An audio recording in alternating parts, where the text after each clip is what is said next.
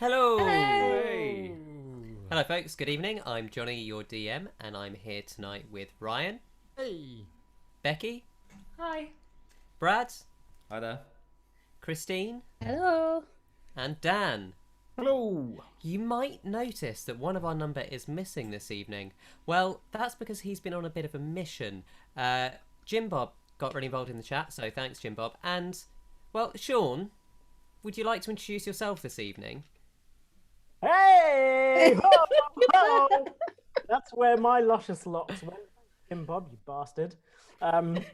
Thanks for everyone who decided that this should occur for voting. This is the closest I can get, by the way, with the razors I have at home. All right, I'm not going to go and risk COVID in order to go. You put yourself up for it, so don't blame anybody in the chat. I thought some people would be like, I was about to say four locks. There's a weird pun in there, but I thought that someone was going to be for the hair. Someone was going to go, no, keep the luscious locks, Sean. I said keep the luscious locks. I said keep the luscious locks because you're getting old and it won't grow back no more. That is true. And now we look like Edward Norton in American History X.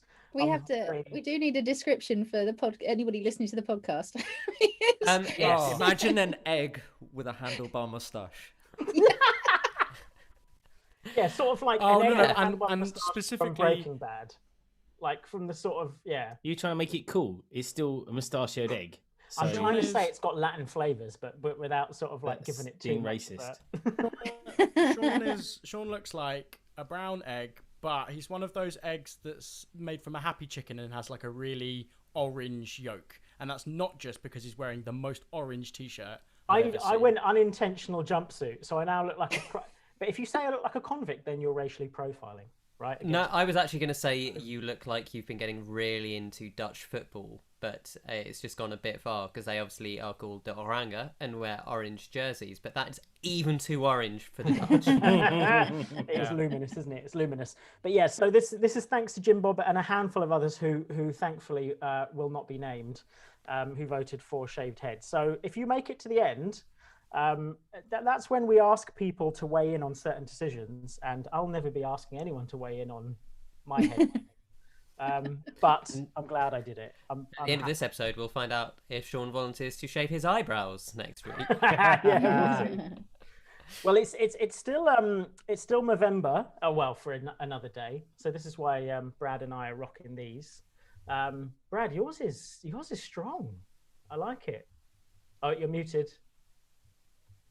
Oh. Yeah, been trying. It's still not got the length I want, but it's gonna have to be shaved off at the end of the day. So them's the rules, isn't it? Them's the rules, yeah. And I'll be allowed back into children's car parks and stuff now as well.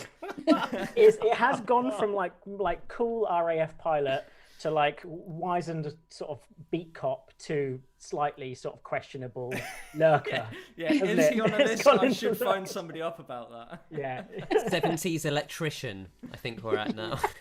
Yeah, do you trust him? Do you not? Should you call your husband? Yeah. Yeah, that's your look. And I can't talk, but yeah. So there are a few hours left if you want to contribute to men's mental and physical health, but really just contributing to anyone's mental health from now well into the new year. That's all anyone can ask of anyone. So that would be great on the November front. And Ryan, if people wanted to chip in, where can they find the links to connect people? So we have the link in the description of this episode. Also, we're going to post it in the chat on Twitch as well. And you'll be able to, if you go to the Movember site, you're able to search for Blood and Song or Bradley or Sean, and they'll get their profiles and take you to that page. Yeah, thanks for that, Ryan. I'm curious about kale because I've had 0 cruciferous vegetables this week on purpose as a sort of a trial to see if it made me, if I felt more confident, stronger. I didn't need he lost his hair. Stuff. He lost his hair, so look at that. So make sure you eat as much kale as possible. Eat as much kale as you can. As the DM, obviously, it's my job mostly to remain neutral on these affairs. However, I'm going to weigh in on the cruciferous green front. That I decided to just cook sprouts this weekend for the hell of it. I know, not like kale. They're sort of like a rival, aren't they? With some of the vegetables that are often much maligned and yet delicious. Because I adore cabbage. Like I really have a thing for cabbage, but it's a lot of preparation sometimes, and I just How'd you prepare your cabbage? What's your go-to? Well, that's a long. It's intimate as description, well, isn't it? It's intimate. Yeah. To ask on So stream. we'll But do, with the if we get to 100,000 follows, we'll sit there and do an episode on how we do our cabbage. Because I know Sean and I have. Yeah, because have that's a very going to get particular the way. subscriber. look, When if we you've first never eaten discussed- budger, then you have no idea. Okay. When we first discussed doing this stream, you remember how we were like, "Oh, wonder what this is gonna be about. We'll make sure it's all about D&D, really into it." And actually, it's just going to be a culinary greens stream. I think. Well, I've got to ask, did you guys ever eat budger growing up? We might know it by another name. Yeah. Yeah, I've never heard of it in my life. It's basically a little bit like slightly curried fried cabbage, but done with like rice and other things, and it's just incredible. My grandmother used to make it for me as a kid, and so that's my preferred cabbage. But actually, Brussels, just doing a little bit of oil, pancetta, garlic, rosemary, Whoa, delicious. Whoa, save it for the 100,000 podcast. Mate, I was going to say blue cheese and walnuts. Oh, Blue cheese and walnuts. Just giving it all away. Got to do with your Ryan's Brussels. furious. well, there you go. There's the campaign from More People Gone. So everybody, all you listeners, all you. Hey, that was only viewers, two got it for recipes. free. We've got more. You know, well done. You managed to break us within 30 seconds of us talking about cruciferous vegetables. Talking of breaking you, I think it's about time that we pick up where we left off from last week. So let's begin this week's episode of Blood and Song.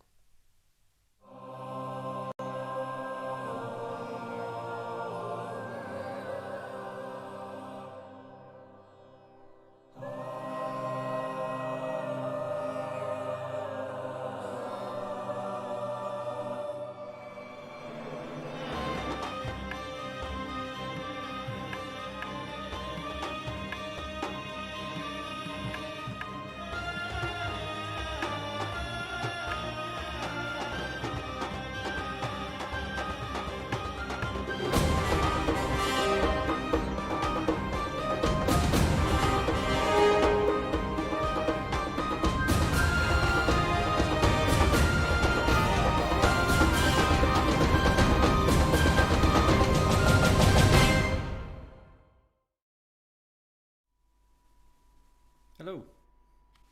Welcome back. So, last week our adventurers had a busy time. It began with Ripper taking his oath to the goddess of life, Alluria, in front of an early morning crowd. They then carried on their, at this point, ongoing quest to find out what the hell is going on with this mysterious illness with the black smoke. They ended up going to the house of a nobleman called Darius Ventus, where through investigation they found quite a lot of strange things. They Seed spoke to a mouse, which was not annoying. They found, I love doing animal voices. You'd found some money that you just left alone in the wall. I believe Faeza found 1,000 gold that she just left alone. Everyone else had started finding odd letters referring to some artifacts that had been discovered in the Blighted Wastes. And then you'd gone downstairs to a secret room, and you had been slightly startled when Ripper reached out and touched a mirror, which caused every other item in the room to start glitching in and out of reality around you. And this is where we're picking back up. So the first thing I'd like you to do is roll initiative. Oh, cronks. I don't think it bodes well that I've just rolled a natural 1, does it? Oh no. No, it doesn't. We'll see. I got 4, so it's no Okay, so anyone over 20? Excellent. 20 to 15. 17. Octavius. Okay, 15 to 10. 14. 10. Ooh, I got 10. Black, then Faeza. 10 to 5. Ripper got 6. I'm on 6 as well. Seed, you've probably got better decks, I'm assuming. I'm +4 for dex. Yeah. I'm +2. Seed, Ripper, and then that must be 6 at the end then. Yep, thank you, 6. So, that case, we move to Octavius first, as you see Ripper reach out towards his mirror, and suddenly items like books on the walls and candlesticks all just start glitching and kind of twitching and moving around. It's sort of like being in a 80s video when they're trying to press eject on a VHS player or something, and all the items are just going haywire. What would you like to do? You are muted, I believe, sir. God damn it! Right, it's if I unmute myself in the wrong place, it doesn't unmute. Right, okay. So I would like to just normal cast detect magic, please. Or get the voice. We've got the voice. Okay, can you roll me an Arcana check, please, along with this? Yes, I can. There it is. There it is. It made my ghoulies go a bit funny. That's when I know it's right. That's 14. 14. You sense something, but what you sense is not one of the schools of magic. Beyond that, you have no idea what it is, but there is definitely something's here. I have no idea what's going on. Be ready for anything. Lack, you're up. Well, I guess can I do a little observation, just check out what's going on in the room, see if there's anything that lines up, doesn't line up, what's slightly out from what else. Make me an insight check then. Okay. Well, that was good, because that's better than my investigation. 15 plus 6, 21. Probably should have been investigation, but it's fine. We'll go with insight. I said insight. So 21. As you look around, you get the sense that this pattern is random. Each item seems to have been triggered by something, but it doesn't seem like anything's flying at you right now. You can't see anyone kind of hiding in the shadows. You're unsure what to make of it beyond that. I shall then just move a little closer to Faeza. Okay. Who is up next? Yeah, it's me, isn't it? Sorry. I thought that was a question. Of course it's not. You've got the other DM. You've got the list. Can I think... Oh, gosh, I just don't know. Nothing's attacking us. So I don't know. But I might... I'm just thinking maybe I'll cast Shield. Okay, so Shield is a reaction spell. Yeah. So you can cast it if you like now, which will mean until your next turn you get +5 AC, but it will use the slot even if you're not attacked. Yeah, I don't know. I'm really sorry because I know this just isn't very attacky, so I'm not sure what to do. Normally it's defensive, isn't it? You can. So maybe I could go on. Sorry. I was going to say, if you're really unsure what Faeza is going to do, you can always either pass your turn or specify an action to hold. You don't have to act. Okay, I will hold, and then I will maybe save that reaction spell in case I need it if something happens. Okay, so the trigger that you're holding is if you get attacked, you're going to release Shield. If something flies towards me, yes, I'll release Shield. Fantastic. Seed. How big is the room? It's roughly sort of 8 by 5. It's not huge, but it's not tiny. It's large enough for all of you to be in comfortably and have, a desk in and some bookshelves and this strange mirror. Okay, in which case, this might be a mad idea, but I want to cast Fairy Fire because it says that it would outline objects as well as creatures, so that way hopefully we get an outline on anything that's real. Okay, sure. So you cast Fairy Fire, and it specifies a number of objects, I believe, in Fairy Fire.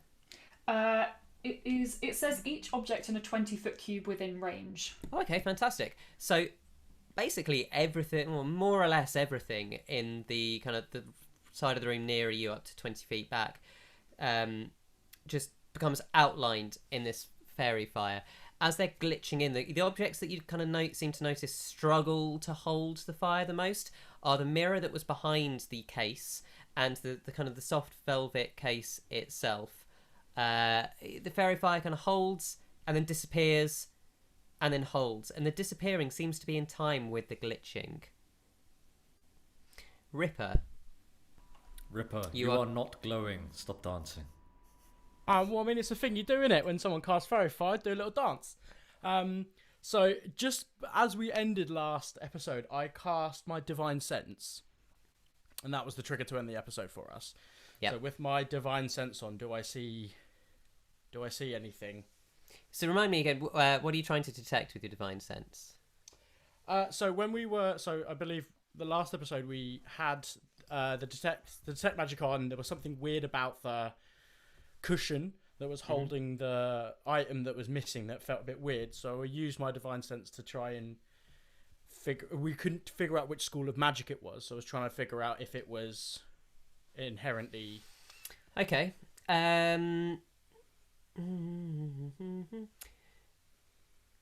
You do not detect anything with an evil alignment. Okay. And you said there's a mirror, right? There was a mirror. There was the display case, remember, which was kind of empty and had that velvet cushion on that had an indent, which is the thing you'd reached out, and then there was the mirror behind it.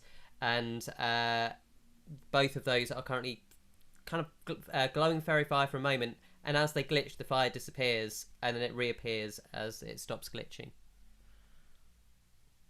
Oh, this is going to be a dumb idea, but Ripper's all about dumb ideas. Ripper's going to try and reach out and touch Faith. No, she's going to try and reach out and touch the mirror.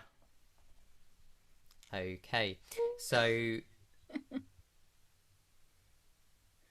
make me...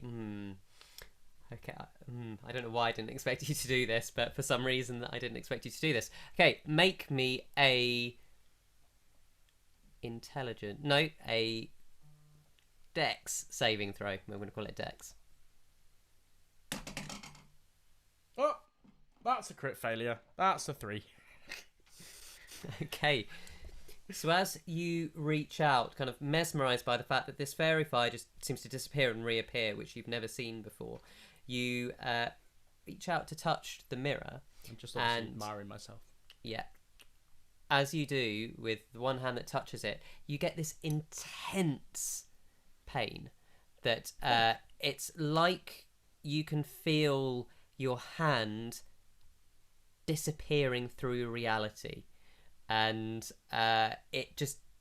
you can almost sense every atom in your body trying to cease existing. And you are going to take... Oh, it was a crit failure, wasn't it?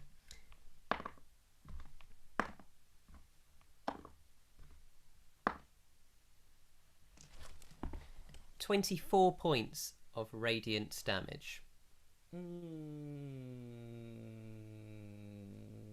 Jesus fucking Christ, don't touch anything. Alright? Don't touch anything. Fucking hell. Okay. Oh, That's I knew I was turn. hot. I knew I was hot, but come on, man. I didn't think I was that hot. I tried to touch myself in a mirror. Won't be the first time. 6, you're up. Jesus Christ. I mean, look at what's going on around you. Why would you touch anything at all? Save it for your confuse turn, me. Octavius. 6, you're up. So the mirror obviously is this some sort of horrific thing and he's just put his hand into it. What was he touching beforehand? He touched the velvet cushion before that. Yeah. Okay.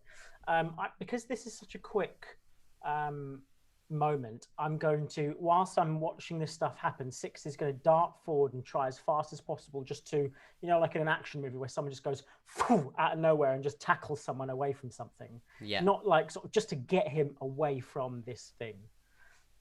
So you're going to tackle Ripper? I think I'm more going to whisk him away, like in an action movie where you can tell they've moved into CGI doubles. It's like moves at an ungodly sort of CGI. There's no physics to it. They just someone just sweeps the other person up. So, Ripper, are you allowing yourself to be carried away? Well, I mean, first of all, how much can you lift to see if you can actually carry me? I think his strength stats good enough to move you. I will willingly be moved. Okay, so you essentially shove Ripper out of contact with this mirror and you kind of fall backwards a little bit onto the floor. You stay upright. He kind of stumbles a little bit and manages to stay upright. And Octavius, we are back to you. So now we know touching things is a bad idea. I think we knew that before touching the mirror, but You acted too quickly for me to stop you.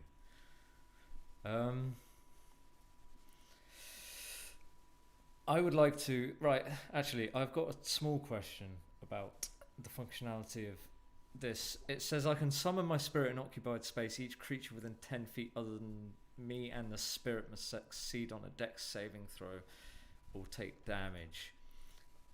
Does that... Each creature. Yeah, so that means I can't summon the spirit in this enclosed space.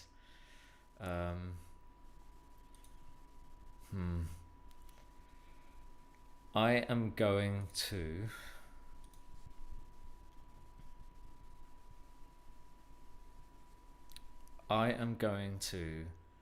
take my rope and I'm going to... Because you say things are phasing in and out, so there's like empty void where things are phasing out. It's literally like they're kind of there and then intersposed half a centimetre to the left, then disappearing, and that's kind of happening rapidly around them.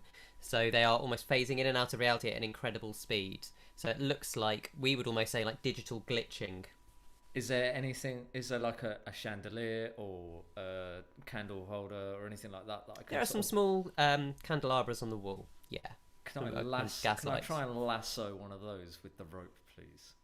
You can certainly try. Just... We'll call it a dex check. Okay. That is also a natural 1, so that's 5. So as you...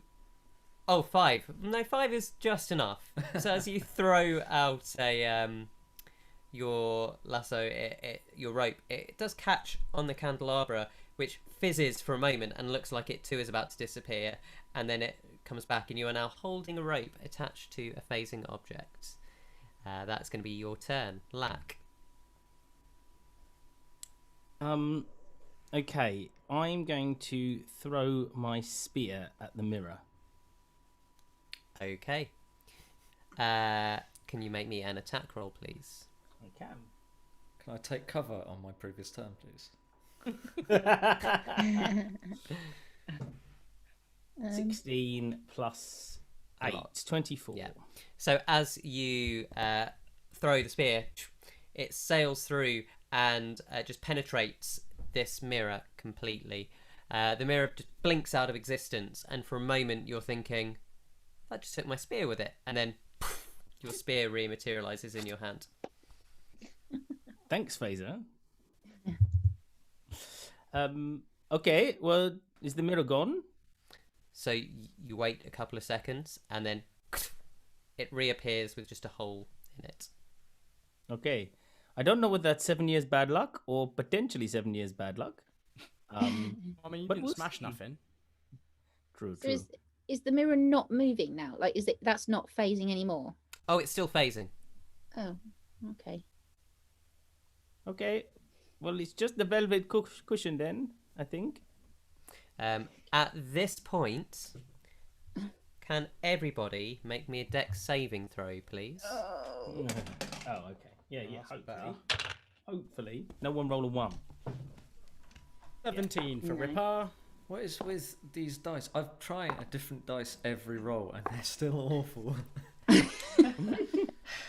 That's a 26 for Seed. Okay. Nice. 21. 24. 9. The ace. Okay, well, the DC was 11. So Can I use my reaction shield or? shield will trigger for you. Yes. Okay, great. So That adds +5 to my DC. well, to your AC. AC. Okay. Which technically this doesn't Doesn't count matter. because it was hitting the because this is a save rather than an attack. However, I'm going to kind of house rule that in this one instance, because this isn't yet full combat, it's essentially going to half again whatever you receive. Okay. So at this moment, as you're all standing kind of looking, a load of these objects just not necessarily animate, but just start flying around the room in a flurry of chaotic energy, and you all kind of throw yourselves to the floor, or attempt to, apart from Octavius, who is still in the middle of casting some of his spells and holding onto this rope. And as he looks around to see the sound, the light fixing on the wall flies up and hits him in the head. He will take 25 points of radiant damage. Can everyone else take 12 if you saved? And Faeza, you will take 6 from your shield in this one instant. As these objects, a book and a few kind of pens fly at you, you instinctually throw up a magic shield, and you still kind of get some of the radiant glow hits your face and hurts you a little bit. But everyone else, you manage to duck and just feel the arcane energy fly over your head. Ripper is down. What happens to Toots? Because she gets the same throw as me, I think. She does. So Yeah, I'm going to so say she's she 6 will damage. take 6 radiant as well. So at this moment, I'm going to say you are now out of initiative as these objects suddenly seem to have just lost their energy and everything is just lying on the floor. You take a moment to look around, kind of casually, gingerly get to your feet, and you notice Ripper isn't getting up. Ah, okay. Sixsmith lays healing hands on him. I can do that, can't I? I can touch him and restore 3 hit points straight away. Sure. And I want to do it not to embarrass him, because he'll double down. So I want to grab him and sort of bring him up to his feet, and as I do that, lay healing hands on him to restore 3 of his hit points. Okay. So, Ripper, you come back to consciousness with this deep ringing in your ears. No one's giving you CPR. And again, your body feels, that's the second time that energy hit you, you feel frazzled. As though you're not quite where you should be. Things don't quite feel right. It's like when you wake up from that dream and you're not sure what reality is anymore. So if we're quite certain we found everything here, I think I'm feeling a little like I might want to go and speak to the doctor, just make sure we're all okay. Ripper, would you like to come along as well? I'm going to cast Healing Word on both myself and Ripper at first level. Okay, cross off your slots, please. And how much are you restoring? I am restoring for Ripper an unfortunate total of 5 hit points. And for myself, well, if only they were reversed. Sorry, Ryan. That's a total of 8 for me. Okay. What has everything stopped glitching now? Seems to have at the moment. Okay. Ripper goes up to the mirror and checks himself out, make sure he's all right. Oh. Your head looks a little bit kind of split at the ends, but that's it. Other than that, you're covered in dust. I'm gonna have to get a mask put on this, you know. Mm-hmm.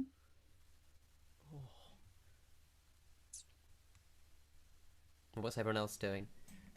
Do you think it would be a good idea if we maybe got out of this place before anything else happens? It does feel like I think a good that is a good idea, yes. What are we doing? Sorry. Could we? I'm just wondering if it's worth. I don't know. I don't know if there's any way of investigating any of these items, or if it's worth, looking at the velvet cushion and the mirror now to see what they're like before we leave. Now that they've stopped glitching. My detect magic will still be up, won't it? Is it concentration? That's a good point. I believe it is. So, yes, it is. So let me roll that d20. Yep. 15. So that's okay. It's fine. Actually, 15. Yeah, no, that's fine. So, yes, you detect that the magic seems to, whatever was here, seems to have dissipated now. Okay. I detect no more magic in the area. Could I suggest, before anybody touches anything, Ripper, not looking at you particularly, why don't I cast my hand and then we can touch it with that? I think Not that's a bad good. idea. I am stepping out of the room as she summons the hand. Yeah, so I'm also, and I'm going to insist that Ripper comes with me just in case, because he took a knock, and I think, we need to get out of the room and maybe go back to the hospital. If the room's only 8 foot by 5 foot, could we leave the door open and see what's happening with the mage? Yeah, of course. So, what are you trying? So you summon your spectral hand. So yeah, Seed will will follow the very sensible advice to also back out of the room when doing this, and then conjure the mage hand and say to it, "I'm sorry to ask you to do this because I don't know how this is going to go, but I need you to go and pick up that velvet cushion," and send it on its way to try and lift the cushion. Okay, so the mage hand moves forwards through the room, and you're sort of linked to it via your arcane summoning, and you can just feel it feels uneasy. If cousin It from Adam's Family does an amazing job at portraying emotions, so does your spectral hand, and there's an uneasy sense as it comes into the room. It goes to pick up the cushion, and it does, and it lifts it, and it seems to be holding a velvet cushion. Okay, good. Step 1 has happened and nothing exploded, so I'm going to take that as a very positive sign. I mean, technically, the hand can continue to carry it for us, but maybe we want to put it in something a bit more secure? Do I look like I have pockets? Lack's going to have a quick look around the house to see if there's a box of a suitable size, a cheese box or a wine. Just roll me an cask. investigation check, please, Lack. Oh, okay. 13 plus 2. 15. Easy enough. You find several small storage boxes that you could probably fit it in. Oh, do you think this will work? I'll put it down on the floor for you.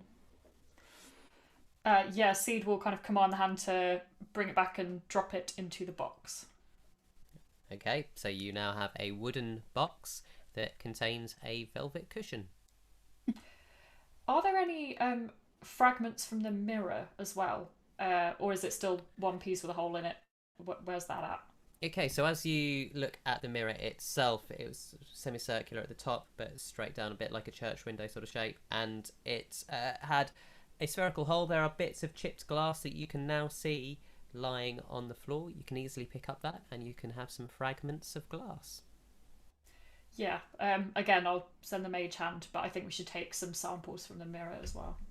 Okay, so you grab some fragments of shattered mirror. Any chance you can grab that mirror? Do you know how difficult it's been to find a full-length top curve mirror in this climate, right? Especially one that ain't covered all in soot as well. Any chance? No. Well, Alright, you fine, can I'll carry get it if you want to. It's no one's stopping you, Ripper.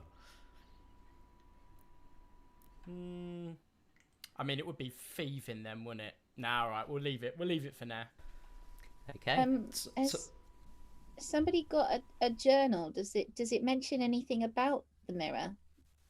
Wasn't there a journal about his investigations and his adventures? What's his name? Darius. Yes, I did collect a journal. I'm very happy to have a flick through and look for references to the mirror. Maybe. I mean, I'm not sure if the mirror is at fault or what used to be in this room, but it seems curious. Okay, so if you flick back through, make me an intelligence check, please.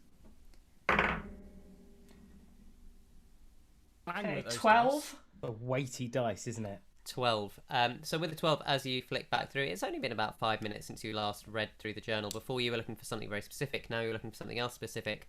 You find no reference to the mirror, but you do find one vague reference to the sphere that they had been describing before, the object they had been describing before, and just a handwritten note in the margin that says, seems to interact with objects around it.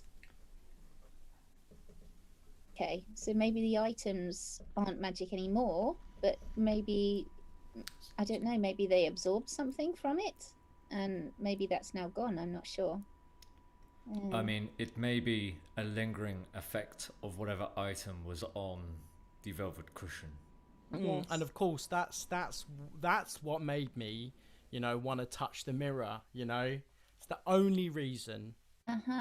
It's the only reason. So okay, well maybe we should go to the hospital and get our friend cured.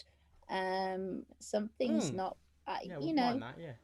I don't know if it will fix him, but maybe it will cure him. Let's go and have a little look. I'm not Oh. entirely sure there's fully curing Ripper of anything, but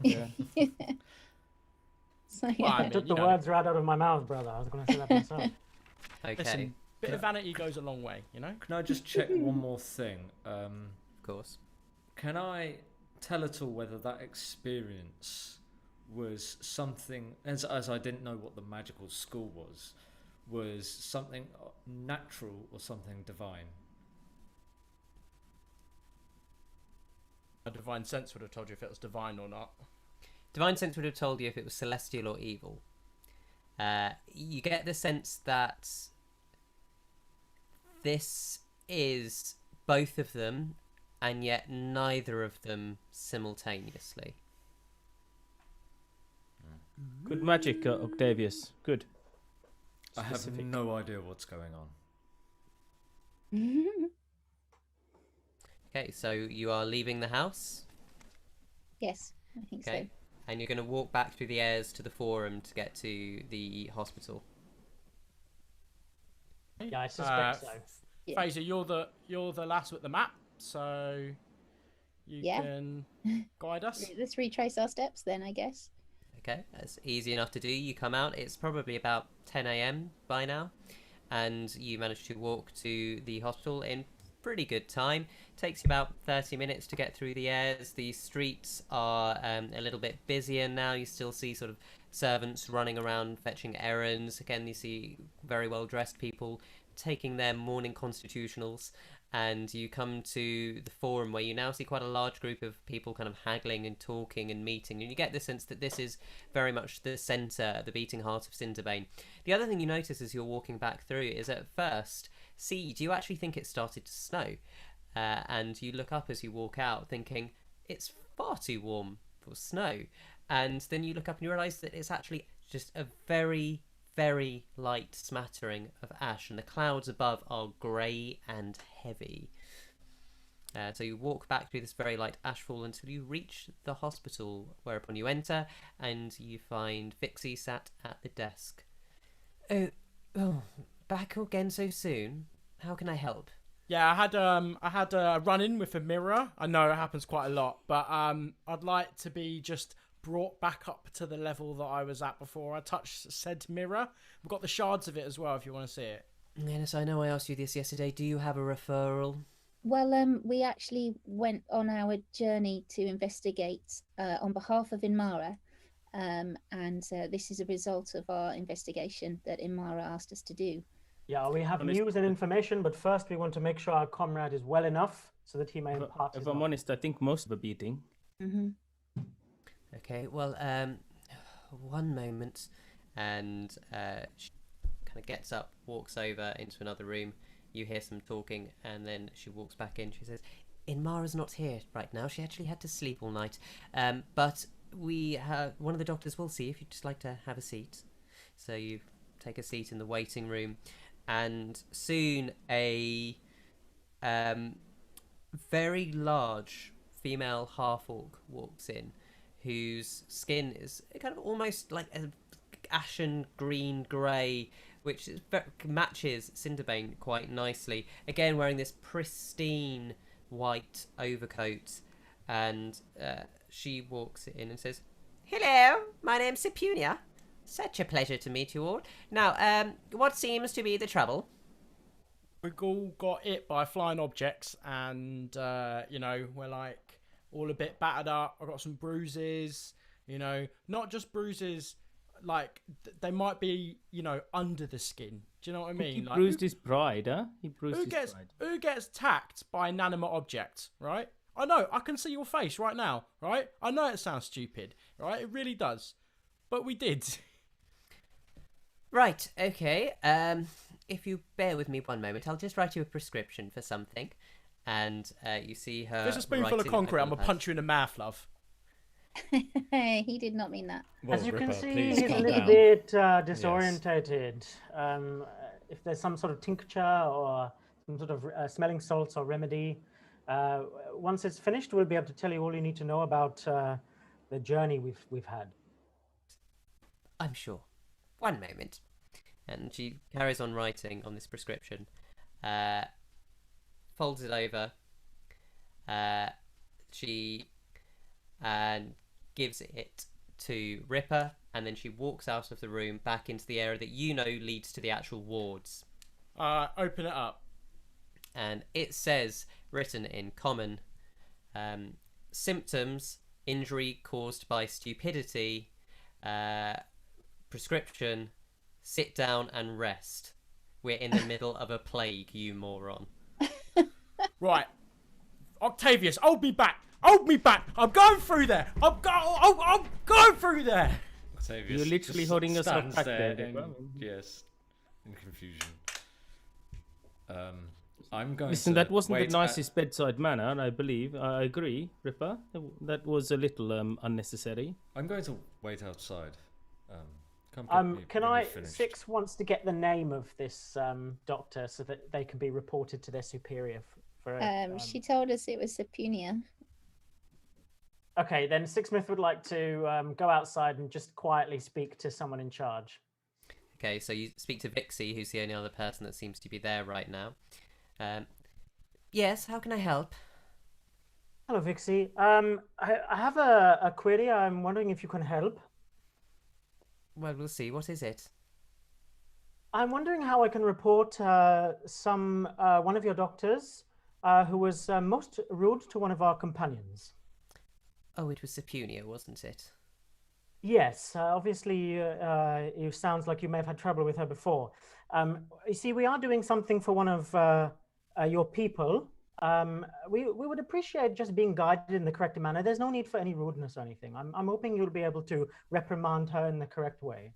I will talk to Inmara about her, and I'm sure it will change nothing. Sadly, Sepunia is a very talented healer, but has very little patience. I will talk to Inmara when she comes in for her shift this afternoon. Nonetheless, you must excuse her. She's exhausted from working through the night on the patients. She did leave me whilst you were in with Sepunia. She did leave me a note, I remembered. Just said that she'd be welcome to receive you this evening once you'd found more, or she's on morning shift tomorrow as well. You've been very helpful. I appreciate that. Let me just get back to my friends and we'll be out of your hair. We understand you're very busy. This is a new area and we just want to become accustomed to how things work around here. But you've been very helpful. Thank you very much. You're welcome. Have a good day, Six. And Six walks back and produces the note, and yeah, she was very helpful. I was going there all guns blazing. I was very angry, just like you, Ripper. But they were very nice, and they've given me this note, and I send the note to everyone, let them know that Imari will be free this evening or tomorrow. Fantastic. And then I'm healed now. Thank you for the note. So yeah, I agree with him. Six will query, did we find any leads? Is there anything we can investigate in the meantime? Six, otherwise, I would like to speak to the guards, get a lay of the how the authorities work in this area, and maybe query about our missing mules in the process. So I believe the Legion is the authority in the area. Then it would be pertinent, I think, to introduce ourselves to maybe the head of the Chinellan Legion and make our presence known in some capacity, considering we are on missions from state to state. Didn't old Ed of the Legion Pistorius or whatever his name was? What was his title again? The Tribune? If It's Octavius, okay. Octavius says the taking a knock. answer. It's all good. Quintilis Marcellus. Thank you. Yeah, doesn't the old court in the forum at 12 in it? You did remember that. You would also remember. See, do you remember you were given a strange note yesterday, or you were asked to told to go and meet someone if you were interested in discovering more about a drum? Yes, I was quite interested in visiting a particular shop in Cinderbane called Silverthorn's Oddities, if anybody might like to join me. I'd love to join you.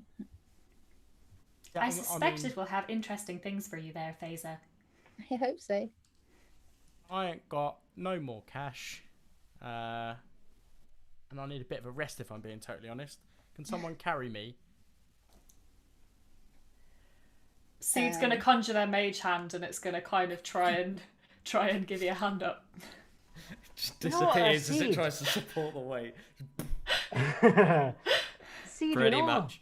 sometimes maybe when the mules were not driving the carts in the war, give them a little slap. Maybe your mage hand can just give them a little, out of love, you know, just a little wake up. Ripper, are you okay? I am definitely hurt. I need to rest, but let's go shopping. I'll sit outside. Suck I it up, man. wonder- You've just become a paladin of a god.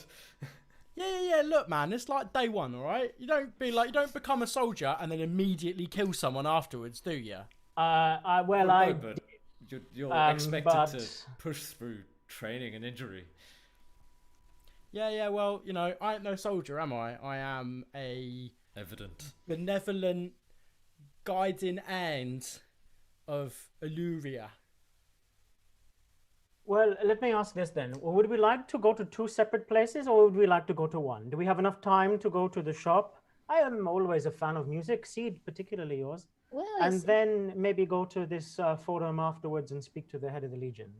I've got a couple of hours. I think we could. I mean, I've got a map of the city, and we're currently in, and I don't think was it Coin Row? Is that the what it's called? Croydon? Coin Row. Oh, It's not very Row. far. Okay. So perhaps Coin Row is where the shop was located, yes. Brother, what do you think about course of action? You like this? I'm really worried about Granny, Uncle, and Auntie. You know, if we have the Wait, time, we'll wait, speak to I'm the head sorry, of the who? Legion. The mules. Oh, right. Sorry. Octavius they didn't get went- along with them very well, I don't think. They went with the Brotherhood of the Ash, which They're mashy they were in. boys, yeah. And as it's daylight, I mean, everybody seemed to be very discouraging about going there during nighttime. But I don't know how long. Well, it I would can't take go to in find them. my condition. You know, I don't. Just to ignore him for a moment. Do we need to? I Do we need don't, to take an hour's rest quick before we go anywhere? Is that the problem? I Well, mean, it would mean it's that about lunchtime anyway. We could eat some food and then go. I think In that is a all of good us. idea. would be. I mean, all of us would get a chance to. You know, we all took a couple of shards of glass and a book to the face and a candlestick up the wazoo. So, you know, we all need to rest up. I think a little bit. Have air. Rest for air, right? And then we can go shopping. Yeah, good idea. Okay. So where would you like to rest for an hour? I'd like to nip outside and chat to the receptionist and say, hey, you know, your doctor friend, the very, very rude one, I'm wondering if we could just perch in her office for an hour, eat some sandwiches while she's doing her rounds. We won't tell anyone, you won't tell anyone, everybody wins. We don't have to take it to her superior about her bedside manner, which now I think about it was very offensive to my culture and where I'm from. But maybe just we sit in her office, we have a cup of tea. Faeza maybe can bring a cup of tea out for this lovely lady who's been working all day, all night. What do you think? So the tabaxi looks up at you and says, I'm afraid I can't let you stay in the doctor's office. She's in there seeing patients at the moment, so this is still a critical time in the illness. If you need an hour's to rest, might I suggest one of the restaurants in Coin Row, or you could sit in the forum. There are plenty of steps in the amphitheatre there. Yeah, okay. Yeah, amphitheater sounds good. We may run into our legionnaire after all. Yeah, could be fun. I think Ripper's gonna walk out, start walking to the amphitheater to find a nice little seat to sit down.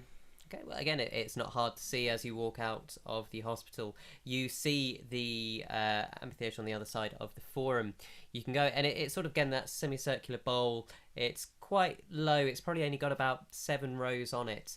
And you can find anywhere to sit, and you see a few street performers performing, some children just playing in the street, people having a chat, some people kind of picking up balls of ash and throwing them at each other, leaving these black and grey marks on people's faces. As you sit there, is everyone just staying there for the hour? I'm gonna take a short rest, so I'm gonna use some hit dice. Can I use my Song of Rest to help out anyone who is currently using hit dice. I will be doing that too. Thank you. You certainly can. Thank you. Okay, so as it is a song of rest, this is what you hear. Well, the language of love is so beautifully sweet that it always makes me smile.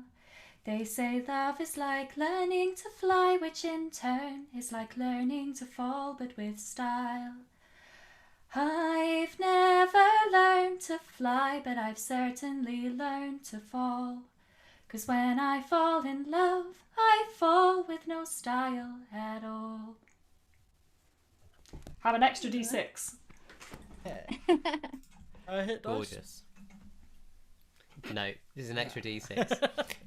And as we said, we were going to be burning inspiration at the end of each episode. Whoa, we never agreed to that. Did we? Oh, DM just decided. See, do you now have inspiration? Thank you. So you take your hour's rest sitting and watching. Six forum. has a song as well. I'd like some inspiration. Let me just. We all like to rest. All sitting. Listen, I'll come back to me later. I'll work on it. I've got my notepad. Some of the lyrics need some help. Don't worry. Carry on. Your hour passes. You spend your hit dice, and it's now about 11, quarter past 11. Well, that sounds all right. Do you fancy going for that walk now, Seed? I think we should. Okay. Does anybody want to join us, or do you want to go and do something else, or wait for the Tribune, or? Do we think we'll be able to get back in time to catch the Legionnaire? I don't know. Do you think you'll be able to get back in time to catch the I Legion? don't know. How far away is the shop? Do we know? You've never been there before. Were we given instructions to where the shop was? Yes. Yep.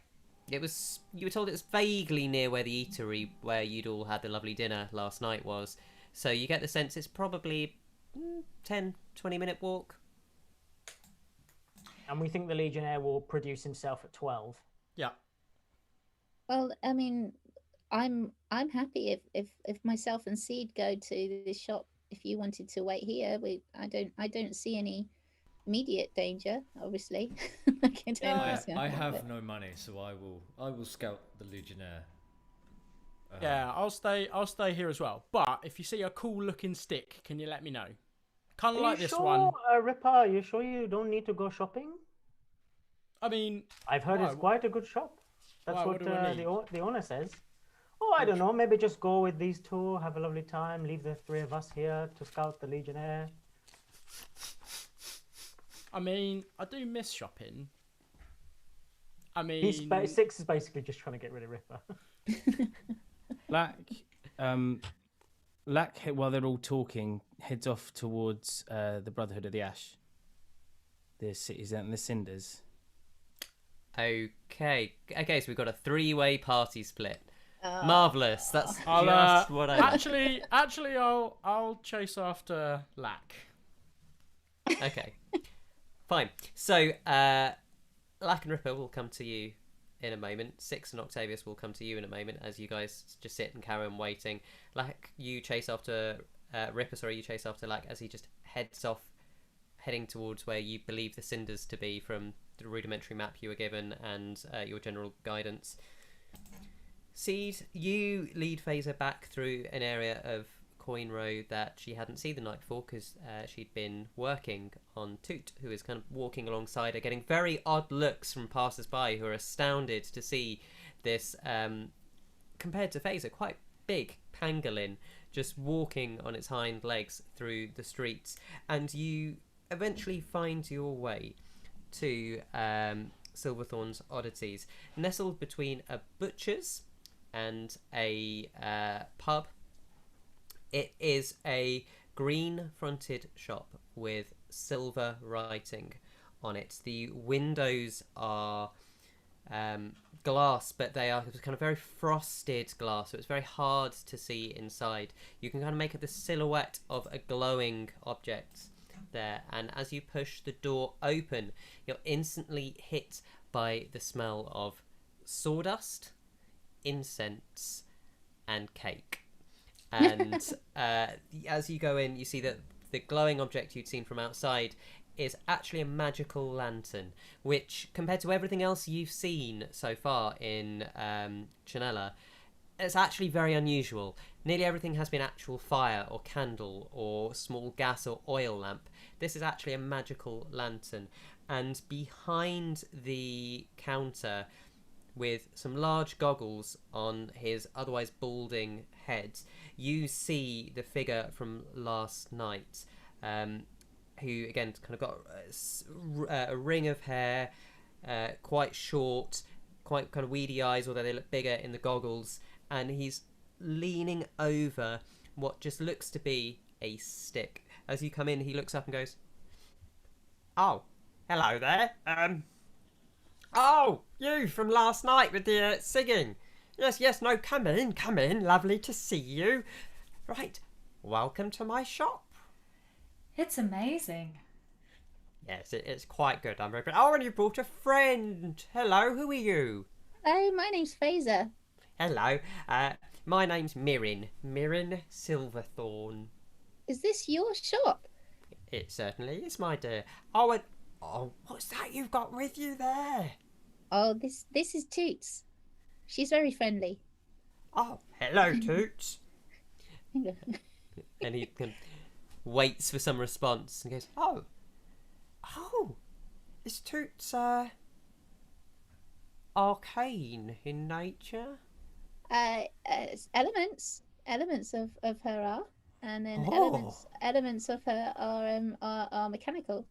So he kind of springs over the counter with a kind of surprising amount of liveliness, runs in this funny little short-legged run up until Toots drops to his knees, and then is just really examining her, finally goes, Oh, my glorious, absolutely gorgeous. Yes, Roderick's law, I can see it. Oh, just magical. Anyway, please do feel free, have a look around. And it's at this point you turn and you see that the room is just filled with weird shit, just in piles. It's kind of got the look of, if you ever go to a seaside town like the one what I does and live in, where you go to second-hand shops, but they're not sort of neatly laid out second-hand shops. It looks like house clearances that someone's just tipped onto a counter. And there's all sorts of weird glass and bauble knickknacks.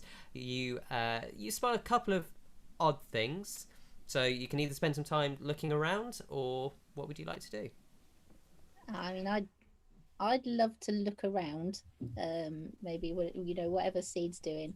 I'd love to get a closer look at the magical lantern, as well. Faeza, can you just roll me a investigation check as you're looking around? Seed, Mirren turns to you and goes, Right, you've probably come about the drum, yes? I have indeed. Right, okay then. So he kind of runs, lifts up the counter this time, walks behind it, disappears into a back room, and he comes out, and he is holding a drum that is made of very smooth, almost fluid wood. It would appear to kind of almost be like driftwood with these occasional sharp jags, but other than that, very kind of clean looking. It's not the same kind of olive wood you've been used to seeing a lot of recently. It's a much kind of darker wood. It's got skin that's interesting. It doesn't look like goat skin. That's all you can tell at this distance.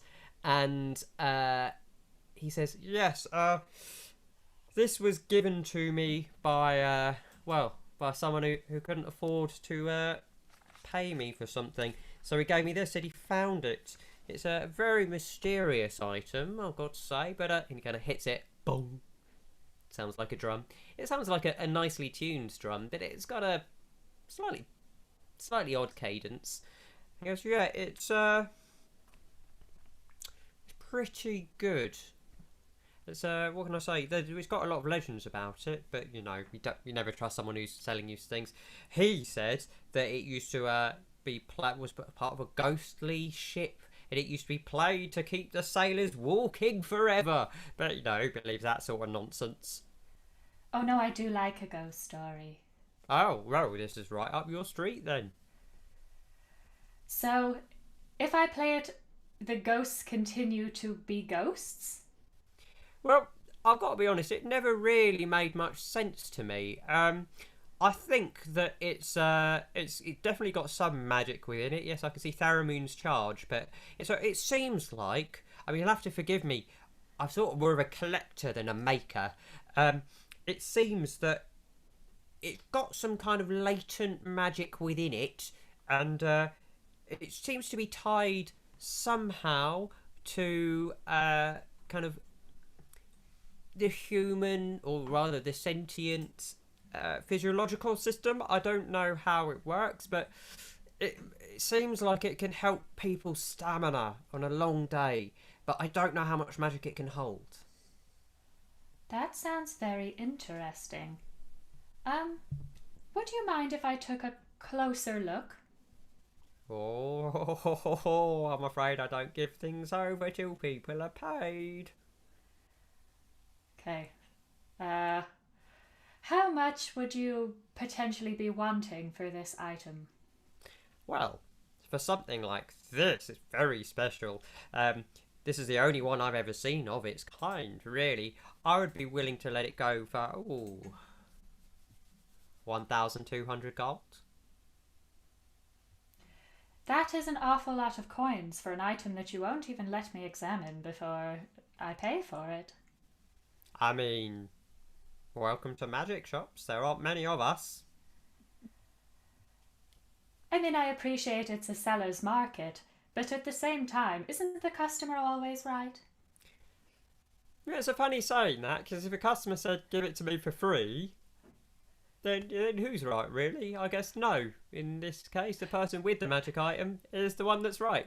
Now, I'm happy to, let you look at it as much as you like once you actually have the money on the till. That's fine, but, Okay, so here's my problem. I'm not exactly what you would call flush with coin. But have you ever heard of sponsorship in advertising? Go on. Well, you enjoyed my performance the other evening, correct? Oh, marvellous. Yeah, lovely. So I thought you might like the drum. Well, you see, if I were to turn up at establishments holding this wonderful piece of merchandise, and I mean, it's quite striking, so I would imagine a number of the audience might like to know where I might have purchased such an item. If I were to say during the set, this has been sponsored by Silverthorn's Oddities, where I purchased this fine drum, then it would persuade other humanoids that they might want to make similar purchases. Faeza will pop up and said, "Oh gosh, oh yes, I think that would work a lot." I honestly, she's got you've heard her songs. She's very, very good and draws all of the attention in the room. Make a persuasion check at disadvantage, please. Okay. Who's who? Me or? Oh wait, is that for Seed. No, seed. Seed. Okay.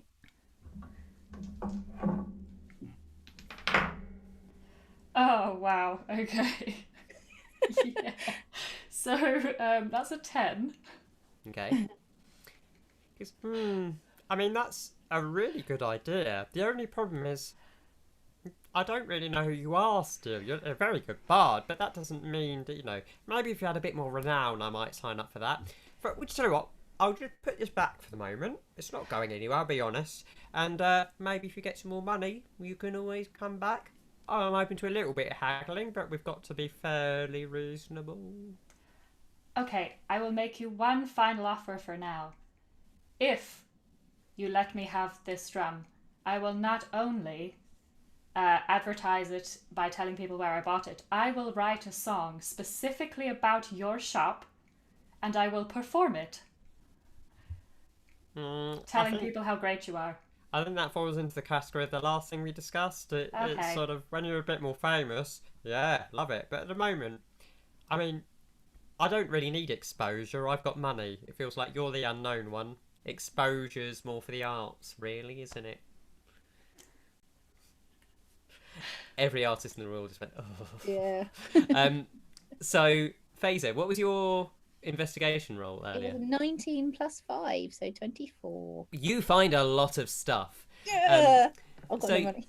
You managed to find a small, a thumb-sized piece of amethyst which is sort of tied to a silver chain. You find a triangular box made of olive wood, which is decorated with the bronze outline of a crow. Pardon me. You find a lot of rather dubious looking potion bottles.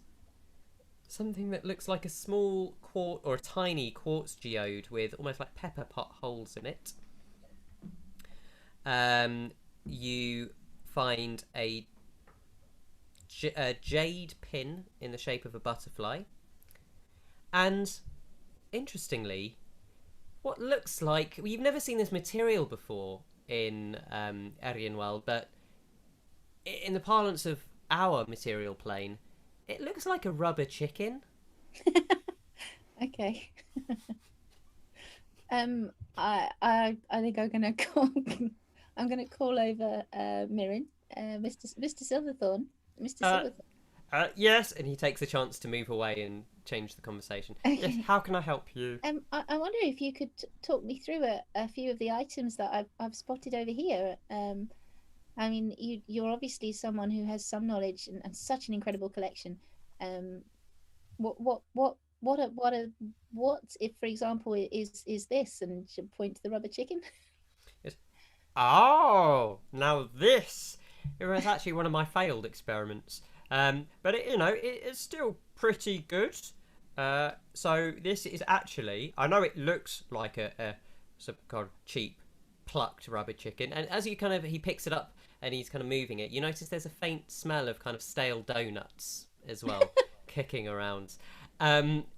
He says, right, so what I was trying to do was create a little companion, a bit like yours, that would run at your enemies and incinerate them. But it went a bit wrong. Now, when you speak the command phrase, this thing will just run at your opponent and stick to him. Oh, okay. And does that have an effect on your opponent? Well, they've got a rubber chicken stuck to them, as far as I can tell. Right. Okay. Maybe we could perhaps look at this triangular box with the crow. Well, hang on. I think you're overlooking the chicken thing, right? It's not just sticking to them. Okay. It sticks to them. Like, it's really strong. I had 2 of them. I used one of them, and look. And he kind of points to the door frame, and you now notice on the side of the door frame there is a rubber chicken just congealed to the side of this door frame. He goes, can't get it off. I've tried everything. Does it have any kind of acidic quality to the stick? Well, no, it's a weird thing to it. I thought it would. At least acid would have been something. I was aiming for fire, but it just stuck. It was really viscous. That's about it. Right. But I'll let it go for only 5 gold. I think that I will maybe come back to it. Perhaps you've got so many other items that maybe I could have a little look at first. Right, the box you said, the little Oh, right, that one. Just to have a little look, if that's all right. Okay, so he picks it up, and he says, "Oh yeah, so some traveller brought this in. Actually, sold it to me. This is well, it's once a day. This thing imitates like a whole lot of crows, a murder of crows, just squawking. It doesn't really have a name. I've just been calling it the squawking box." Oh, so it makes the noise of the crows. Yeah, that's it. Oh, okay. Well, I mean, I have a skill at making items make noises, so I'm not sure I need one of those. Oh, it's a shame. They're thank really you, good crows. I bet they are. And the small piece of amethyst on the chain. Oh yeah, that's your standard just light crystal. That is right. Got the light spell cast on it. So anywhere you go, whoosh, light.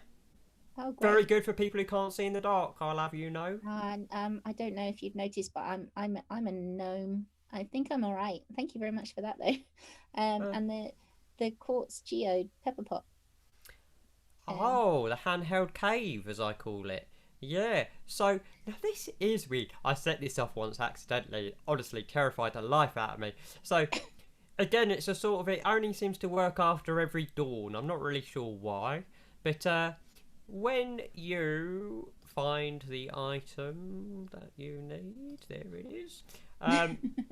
So when you give it a rub once a day, see those tiny little holes? Yeah. Well, watch this. And he rubs it, and then almost it's like baby jellyfish come out of them, and then they grow, and then they grow, and you're surrounded by, hang on,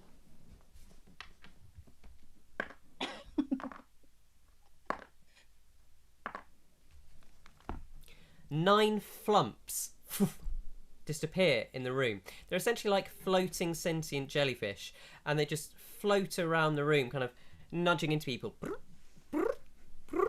Quite affectionately goes, yeah, get away. They just do this. No idea what for. They just float around, and then give it a minute, and you'll just stand there for about 2-3 minutes of these flumps just flumping around, and then suddenly, like soap bubbles, they will just disappear. He goes, well, that's done for the day. That'll be back tomorrow. Okay. Were they particularly large? Did they help with obscuring or anything like that? Or were they they just they're just flumps. I mean, make a history check. Okay. Yes. Hang on. 18. So you would know from your travels that flumps are harmless but adorable creatures that normally live in caves underground that are sentient, but sort of the same level of sentience as a cat, say. And they are absolutely no good at anything, really, other than just being adorable and weird. Okay. I mean, that's amazing. The jade pin with the butterfly. That's the last thing I'll look at for now. So this is called the Empress pin, actually. Yeah. So Traveller gave this to us. It's pretty good. It's pretty good. It's quite nice. I mean, you saw the flumps.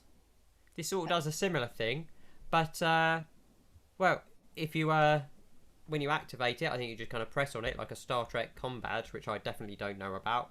Then it just kind of it'll become real and flutter around your head for a minute or two. Okay. And how?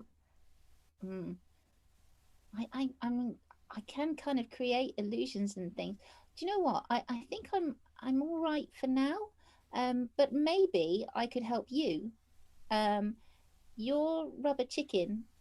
Sorry, your attacking chicken. Sticking chicken. Yes. Maybe that would be a little bit more terrifying. If you could make a noise. Well, when you activate it, once you speak the command phrase, it does. Uh-huh. Okay. Is it a terrifying noise, or is it more of a Well, annoyingly, it just sounds like a chicken at the moment. Okay. But I'm working on making it really scary for the next one. Okay. Sticky Chicken Mark II will be just awful. And what does that sound like? You'll have to buy it to find out. Okay. I think gosh, maybe I can help. Is there an? I mean, I am an artificer myself, and I'm aware that my friend here. I think actually the drum may be one of the more interesting, to our party devices. And as we've said, we don't have a lot of money, but I do have some skills, and I have some tools, which I don't know. Maybe some of my travels might help. Many minds might help, and maybe I can trade some skills in exchange for my friend, and with her advertising as well. Maybe that will help your business, and maybe that would feel lead like to we've been here. Now I'm willing to let the chicken go.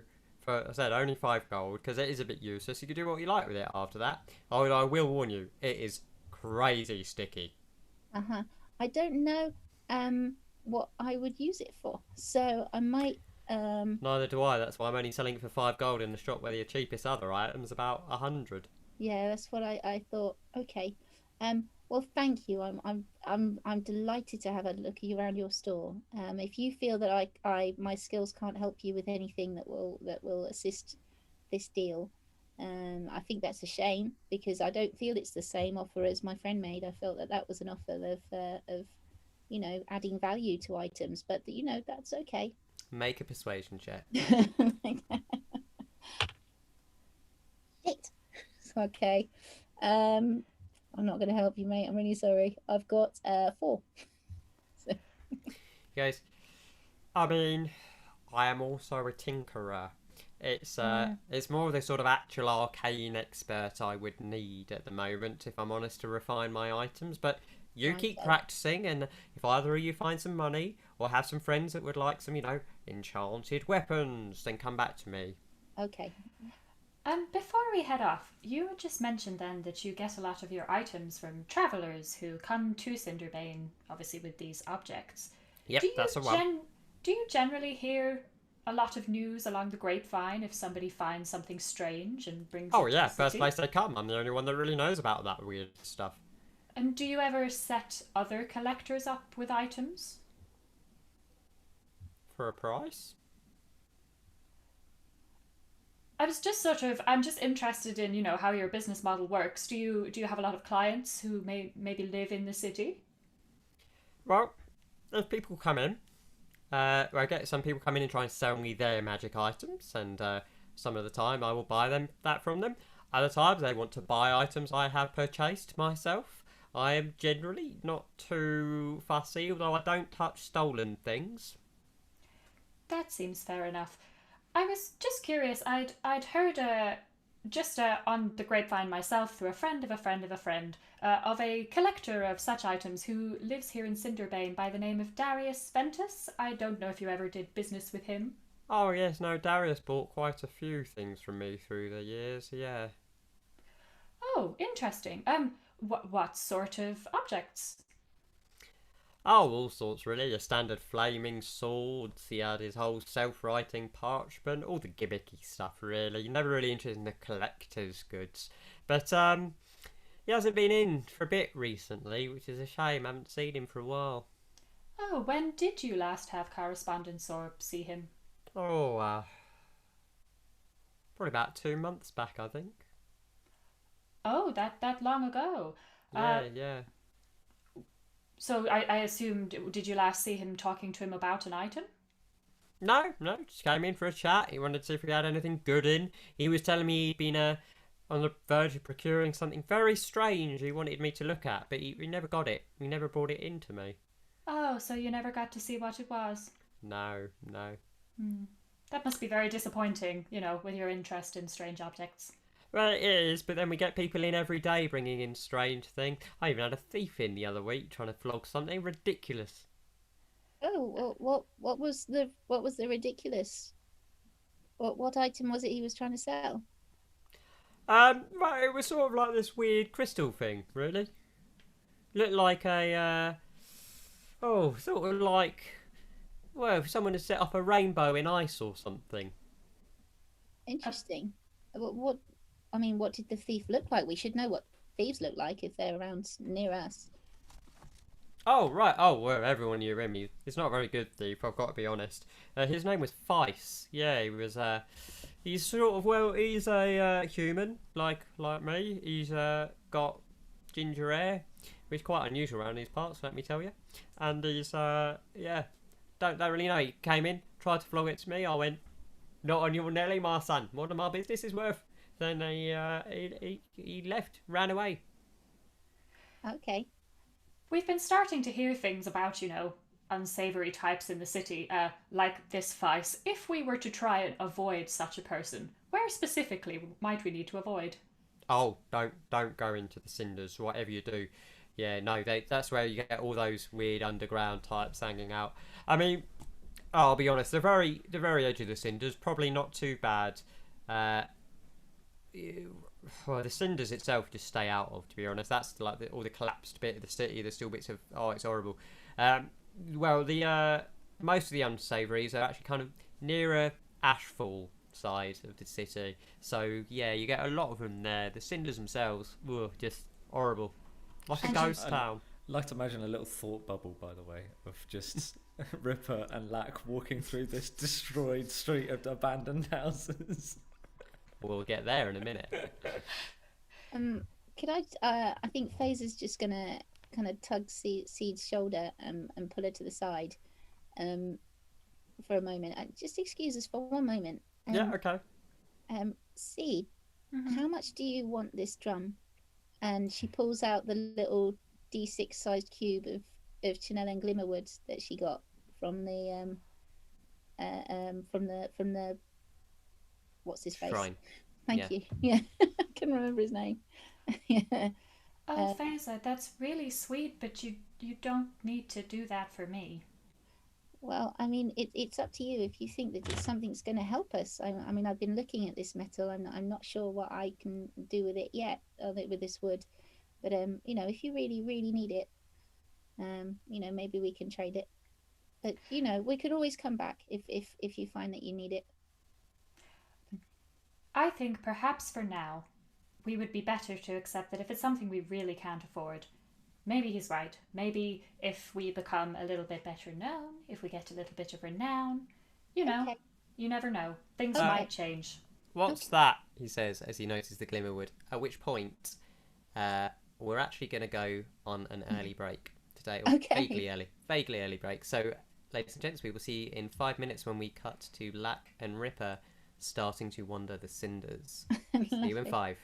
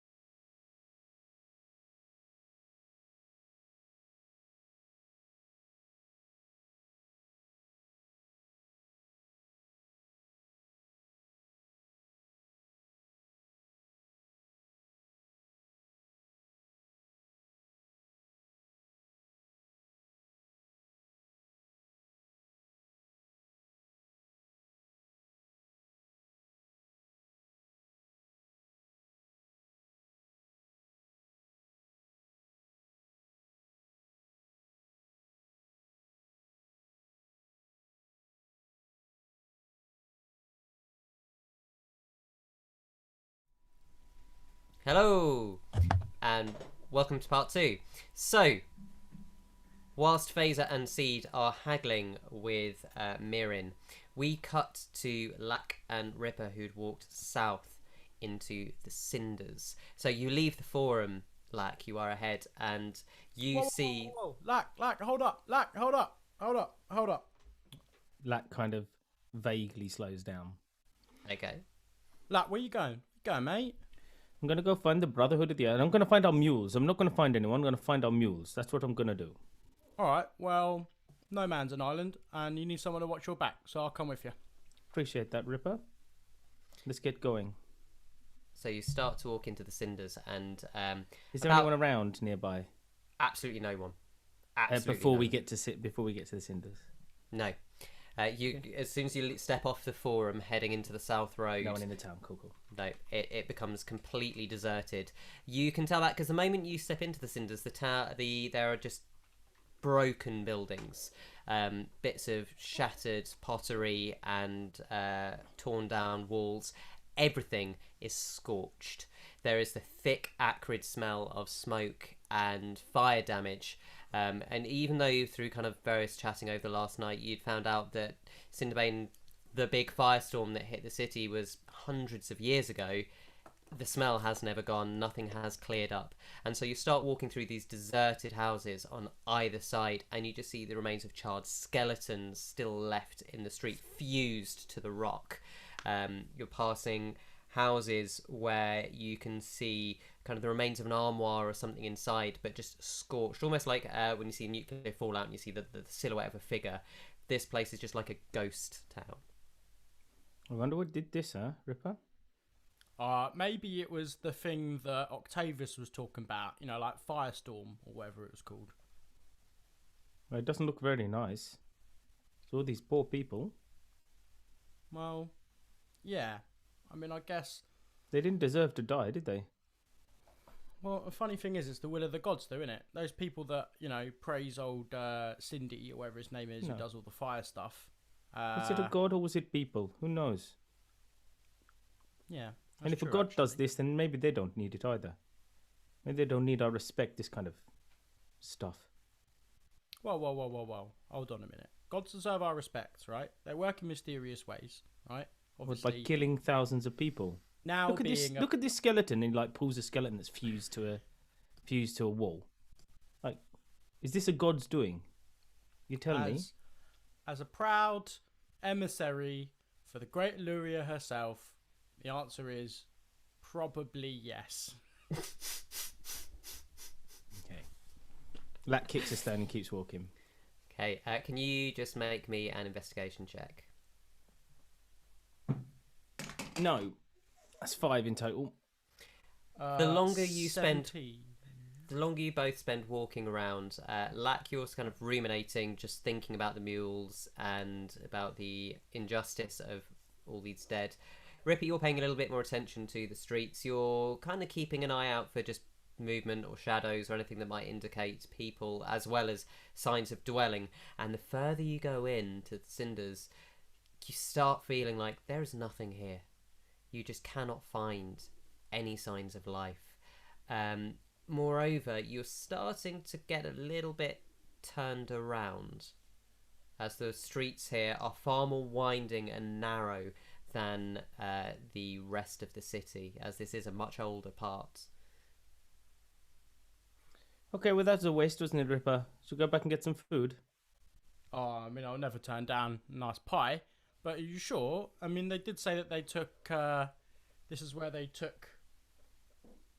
it's where they took Granny and Auntie and Uncle. If they it looks deserted to me. Well, if they are called the Brotherhood of Ash, right? Or the Ashy Boys, as I would like to call them, then, maybe they're hiding in the soot, in the dirt, in the ash. Oh, hang on. That sounds like Ashfall. Should we head there? Yeah. All right. Let's go. Okay. Not a bad shout. So you two start kind of heading back out to the main road to follow it round to Ashfall, based vaguely on your memory of the map last night, which currently Faeza still has. So can one of you just make me a survival check to try and find your way around? I'll do that, Ripper. I've been in the desert for a while. 15 plus 6, 21. 21. So you start making your way there. You get the sense it's going to take you a little bit of time, but you find your way back to the main street. Whilst you're there, we're going to cut to Six and Octavius, who are sat in the amphitheatre.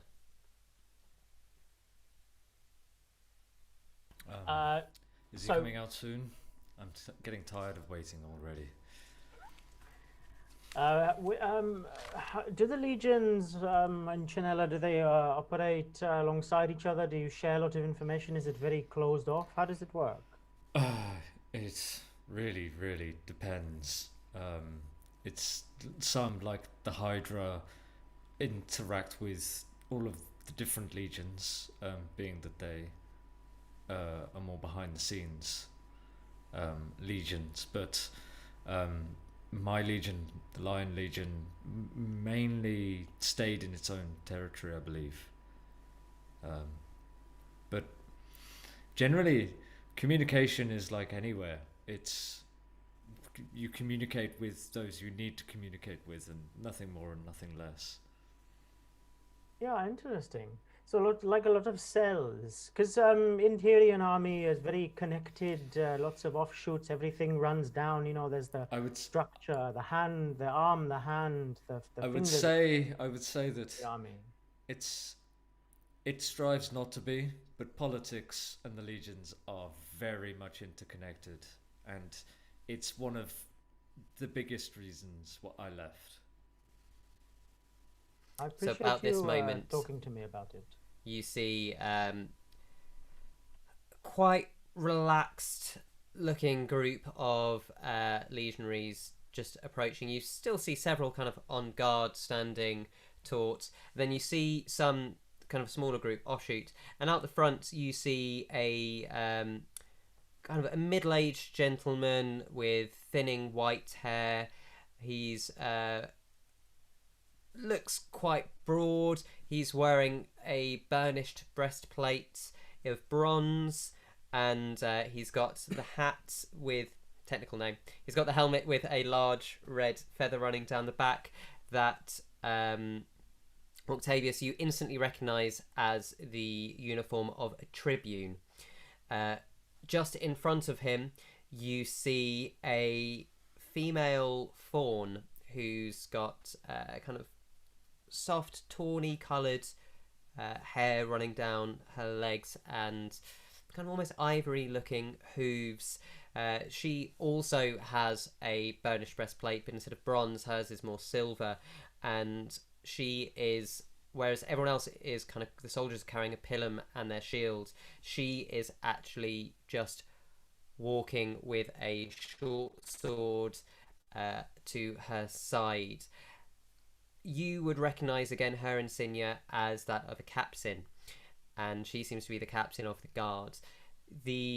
All of them, you can see, are marked with their tattoos of the griffin on the side very firmly. And so they walk in, and you see that the crowd around you start moving, making way, and some people kind of start sitting down on the seats, staring inwards, looking towards the speaker's space, essentially the performance area, where the tribune stands. He goes, "Right, well, bloody hell now, let's get to this. This week's business. Right, who's first?" And you kind of see a short citizen put their hand up, go, "Yes, yeah, tribune, me." And he goes, "Right, yes, what's your name then?" He goes, "Yes, Maximus. So I run Maximus Haberdashery. Yes, it's the taxes." "Oh, not this again. That all comes from Elderspire. Nothing to do with me. Next."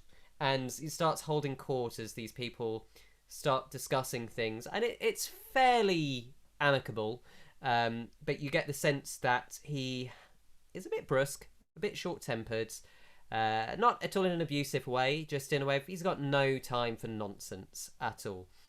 And he hears these citizens out, and there's a sense of he has to do this. all through this, Octavius, you'd probably be slightly more observant as you're a bit more familiar with the units. Could you make me a insight check, please? Of course. That would be 19. So during this, you very quickly go, yeah, that's a tribune, okay? And you start looking at the rest of the soldiers, and you notice that the captain is got her eyes on the whole crowd, and she seems incredibly competent. She never touches her sword, never speaks to anyone, but just the way she can look at some of the legionnaires around the forum and they instantly move and just straighten up, you get the sense that she is someone to not be messed with. Eventually the kind of mainstream audience comes to a close and goes, right, well, if there's nothing else. Yes, Six will just slowly get up, and he'll say, the thieves operating in broad daylight in your town, sir. How are you going to resolve that for the people? So the Tribune looks at you, and it with kind of a mild shock on his face, so as he doesn't recognise you. He goes, oh, a newcomer to the city. Well, thieves. What do you mean, thieves? What's happened? What's happened, boy? Well, sir, I'm Sixsmith, captain of the 9th Hand Inherian Army. I'm a guest. I'm taking a leave of absence from my army. I'm a guest in your country and a guest in your town.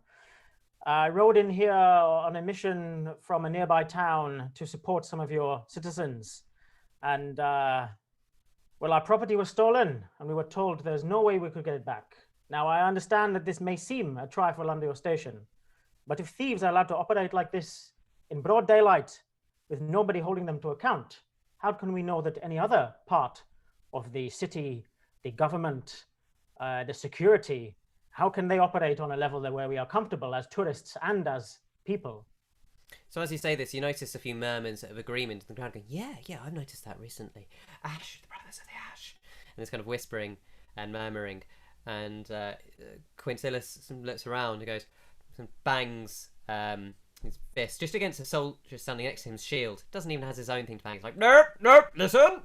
He goes, right, well, I quite agree. That's bloody awful. People in the things stealing from tourists? Not on my watch. Right, well, as soon as we can find the buggers, we'll hang them all. Well, may I speak to you and your people afterwards? Maybe there's some kind of accord. We are humble soldiers ourselves, but with some support, the right support, we may be able to help you in return for the custom and hospitality we have thus far been offered from your people and your town. He goes, Captain, what's the diary like this afternoon? And he turns, and the form, you suddenly notice Sixsmith is just staring at you, doesn't take her eyes off you, and you recognise a competent soldier eyeing you up, and she says... I think I even might level that at her, even though fine. I sort of am speaking to him. She turns and she says, Tribune, I'm afraid your diary this afternoon is a little busy. I can talk to these individuals if you would rather take the matter out of your hands.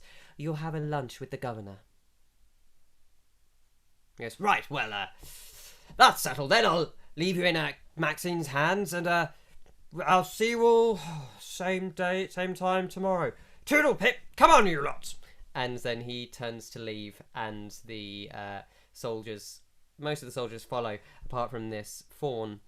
Sidles, or doesn't sidle, she just strides really up to you, and she says, hello, Sixsmith, my name is Maxime Forfin. I am the captain of the guard here in Cinderbane. How may I be of help to you? It's an honor to meet you. Thank you for giving your time. We have nothing but good things to say about your people and yourselves, but as with every body, there is a cancer in it.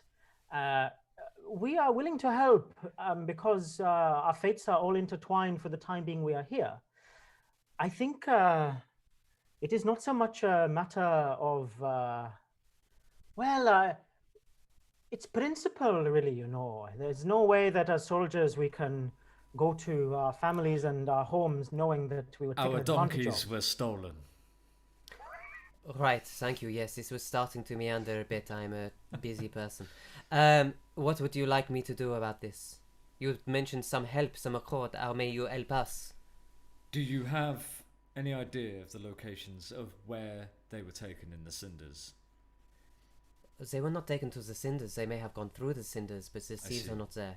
So We they've gone believe south they are. towards the wastes then. Yeah, well, no, they will not have left the city. There is no exit there anymore.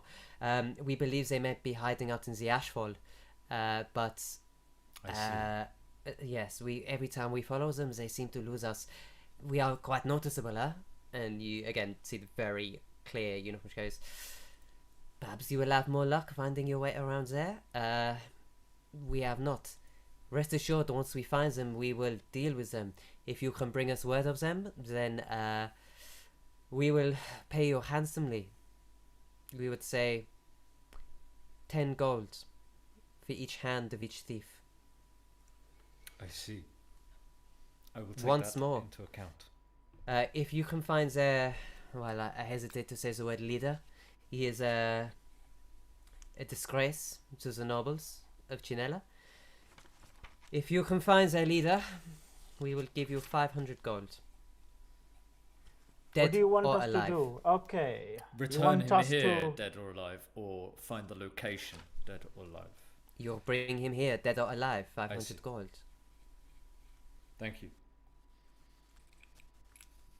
So what can We you will be in offer touch. us? What can you offer us by way of support in this matter? It is, of course, something for you to do. It's something for you to do to return our stolen property. But if we do this for you, what can we get up front that can support us? Otherwise, we are just ducks to a slaughterhouse, as Mother used to say. Ducks just walking into a slaughterhouse, and then they walk out again because they're not being eaten. But still, it's not a very pleasant experience looking around at all the stuff in the slaughterhouse. Well, Aradas believes that. Tell me how you lost these items. We were new into town. We were dropping off an injured patient. We parked in the, I believe you call it an ambulance bay. I don't know what it's called. But we parked outside just only for a moment to drop off an injured person. You And, left them unattended in the forum. We were When we- unfortunately in a rush to save this person's life. Well, there is very little I can do about this, you see. However, I believe I have offered some quite reasonable monetary reward. You have if given us back them. something to go on, yes. Right, well, good luck. Happy hunting. If you find anything, we will be here tomorrow at a similar time. One more thing. Yes. Have you heard potential rumors? We are also investigating the disappearance of the High Priestess some 2 months back. We have reason to believe it was to do with a stolen artifact from a noble of the name. Octavius gives her the name. Darius Ventus. He was a bit of a nobody, really, in the circles. I have not heard anything, I'm sorry. I see. Also, anything to do with artifacts, you might try Silverthorn's Oddities. This is probably the best place to be. I see. Maybe we should head there later then. Well, Oh, Gentlemen. actually, there is one more. Have you? No, I don't know that information yet. I have to meet with the ladies before I know that information. my time is very short. I have much to see to. I bid you adieu. And she just turns and marches off, her hooves clopping pleasantly on the flagstones. At which point, what would you guys like to do? Octavius 6, you were just stood in the forum at the moment. Which direction would you like to head? what sort of time is it? Find out, kind of getting towards 1. I think the expectation is maybe people could meet us back here. So if we, I do not believe we set a rendezvous when we all split off. Just I think we should head in the direction of the shop, and we will perhaps meet them on the road on the way back. I do not think they will take any sort of roundabout route, right? yeah, and if not, we can always aim towards Ashfall to do a bit of scouting. You know, the two of us are fairly well adept in that regard. Unfortunately, I don't think we're going to have proposes. any luck in finding your brother or Ripper if we go that direction. So we'll have to get lucky. Or not Ashfall, wherever she suggested that we go to. She did suggest us to go to the Ashfall. Yes. Oh, okay. Well, maybe we. Okay, yeah. Let's head towards the shop first and see it's if we bump Coinroy. into these two. Okay. Yeah. So you start heading north, and you eventually find your way, asking a few passers-by, to the shop, where you see Seed and Faeza inside, still talking to a shopkeeper. I will just wait outside until they're finished. Okay.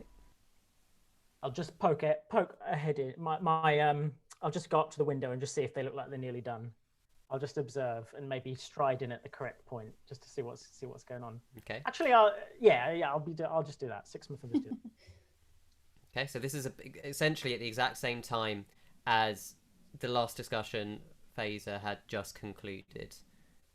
He goes, yeah, I see, but we have to wait till we've had a little bit more prestige. Oh, yeah, okay. So I enter straight in and I go, and I take an assessment. Can I take an assessment and see whether in a Make a moment perception I check. can see if I'm of any use?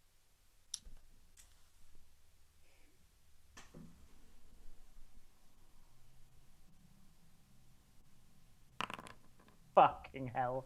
It's a natural 1 + 3, so I got a We've 4. all rolled so low this. So I'm just episode. kicking that door Ones down, looking like a already. bell end. It's really hard to give you guys clues when you roll so bad. There's a lot of shit in this shop. I go, oh my god, Seed! Oh my god! And I talk to the shopkeeper and I say, do you know these two? How well do you know these two? Well, we all met last night, if you remember. I saw Seed's performance. 6, I believe. It was lovely to meet you last night. So, yeah, I know. Have they made well. any transactions yet? What have you ladies, what have you two been shopping for? What have you got? Well, I mean, we came here at the invitation of Mr. Silverthorn. To Also, have I a imagine he's chat. giving you a good price on something that you really need. Very good Something price. that really helps you going forward. Yeah, And he's amazing gonna price. In fact, maybe even gift it to you, because there's no way he would Well- have come along and just tried to press gang you into his shop to get more money. He looks like a kind-hearted fellow who would be able to give something away for free, knowing that it will come back to him in karma or some other kind of thing you have here in Cinderbane. Clearly, there's not a lot of karma around here, but something else equivalent to that. Is he always with you? I don't think he understands how shops work. Well, I am their greatest fan. And Seed, as you can see, doesn't just spin music. She spins, I don't know what, feeling, motion, but even the words don't do it justice, you know? It's... All right. So he turns to Seed and goes, so we have an opportunity to test your words right now. Would you like to buy something, sir? Well, it depends of what these two would like. I'm very happy to support my friends. What are they looking at with awe in your wonderful shop? So, we have been looking at a very fascinating item at an extremely reasonable price. If you step over with me, I can show you a chicken like no other chicken. Truly one of a kind. Octavius sort of walks in now, wondering why it's taking so long. My God, this chicken is beautiful. It's amazing. It's but quite extraordinary, but... Is it, you squeeze it and it makes music? Oh no, it is much more impressive than that. I now want to turn your attention to this door frame. What do you notice upon the door frame? I mean, nothing at first. And then you notice But that's the magic of it, isn't stuck it? chicken. Because then as I look around, oh my God, it's there. The identical chicken that is just congealed against the door frame. It's something I've never seen before, and I've seen a lot. I've seen somebody put their guts back inside themselves and then carry on battling for 2 more hours before they died. So I'm impressed when I tell you that this chicken stuck to a wall. Oh my God.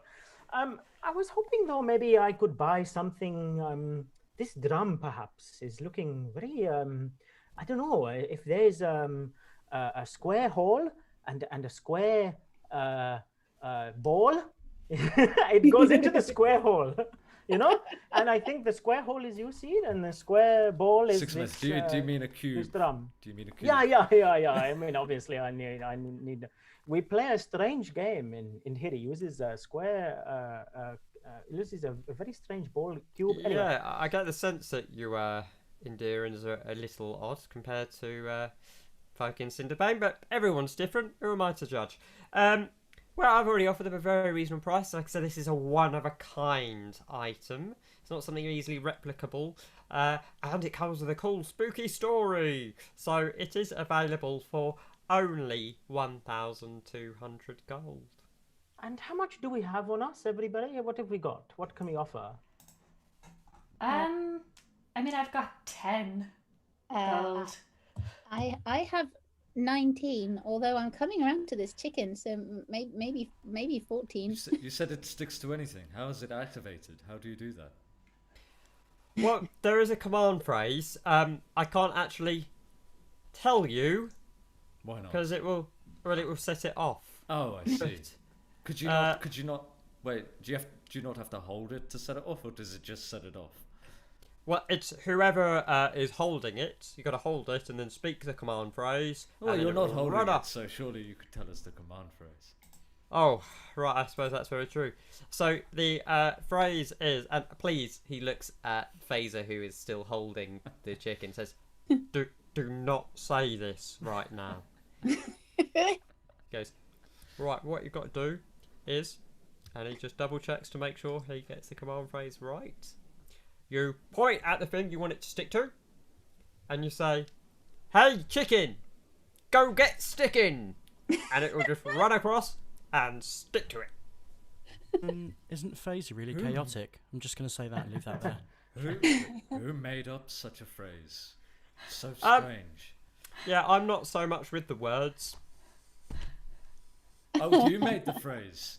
Yeah, it's one of my little items. And steal everything from his shop. I'm buying this bloody chicken. So, I'll let that go for 5 gold. It's one use. Is that right? 5 gold pieces. Yeah, but use? It costs a lot of components magically to make it and to imbibe it, imbue it. 5 gold. I just. You know how we are when we are going to be future customers as well with the drum, and I feel like if I mean the money will ultimately it will end up with you anyway. I don't really know. This guy brought us to his shop. I don't know if it's really something that we want. Solve the problem from them, get a lot of gold, and go somewhere else. Unless this merchant has had some of his things stolen, that maybe if we can bring them back to him, he may give us a more reasonable price on this drum up front. I don't know. It's just something worth discussing. So he leans across the counter now. And the first time he takes up a slightly patronising position. When a shopkeeper takes a position and go, right, someone is about to get mansplained. And he goes, well, Sixsmith, I can tell that you're not really one for the arcane arts. I noticed the old stabby thing. I know most people that don't go stabbing things have all the brains in the head department, but actually magical items are very expensive to craft, make and maintain. So an unique magic item at 1,200 is marvellous. Now this, and he points to a sword on the wall. And for the first time you notice a long sword that is kind of hanging in a case that is clearly fizzing with arcane energy around it. What was very clearly like a permanent shield spell, essentially, or magical barrier. And he says, now that is what I mean. That is an expensive magic item. That little bad boy, 20,000 gold. Sticking with the chicken and steal the sword. Sticking with the chicken and steal the sword. Sticking with the chicken and steal the sword. Yeah, I guess it mustn't take any brains at all to fight in a war and lead your troops into battle. Yeah, that's just what I'm Um, saying. Yeah. And then back out of battle again. No brains at all. But I tell you what, Octavius was interested in swords. Why don't you talk to him about it? He's playing hardball, really. Like he's pretending like he's not interested, and he's good at like pretending like he's not interested in the sword at all. This shopkeeper sounds like an idiot. I'm leaving. Just before we all do head off, Sixsmith did raise quite an interesting point. I do appreciate exactly what you're saying about how difficult it is to maintain these items and that they take components, and I think you are absolutely correct. But of course, if there were ever to be a practical thing that we could do for you, we are experienced adventurers, having actually come here, been given a quest to come to Cinderbane in the first place, and obviously that was successful because we're here. So if there was ever anything that you needed doing for you, then perhaps we could negotiate a discount in the price of an item. The door slightly slams as Octavius has finally left. I'll tell you what you could do, because I like the cut of your jib. Yes. Yes. And so this little glow goes in his eyes, and his bald head seems to kind of shimmer slightly.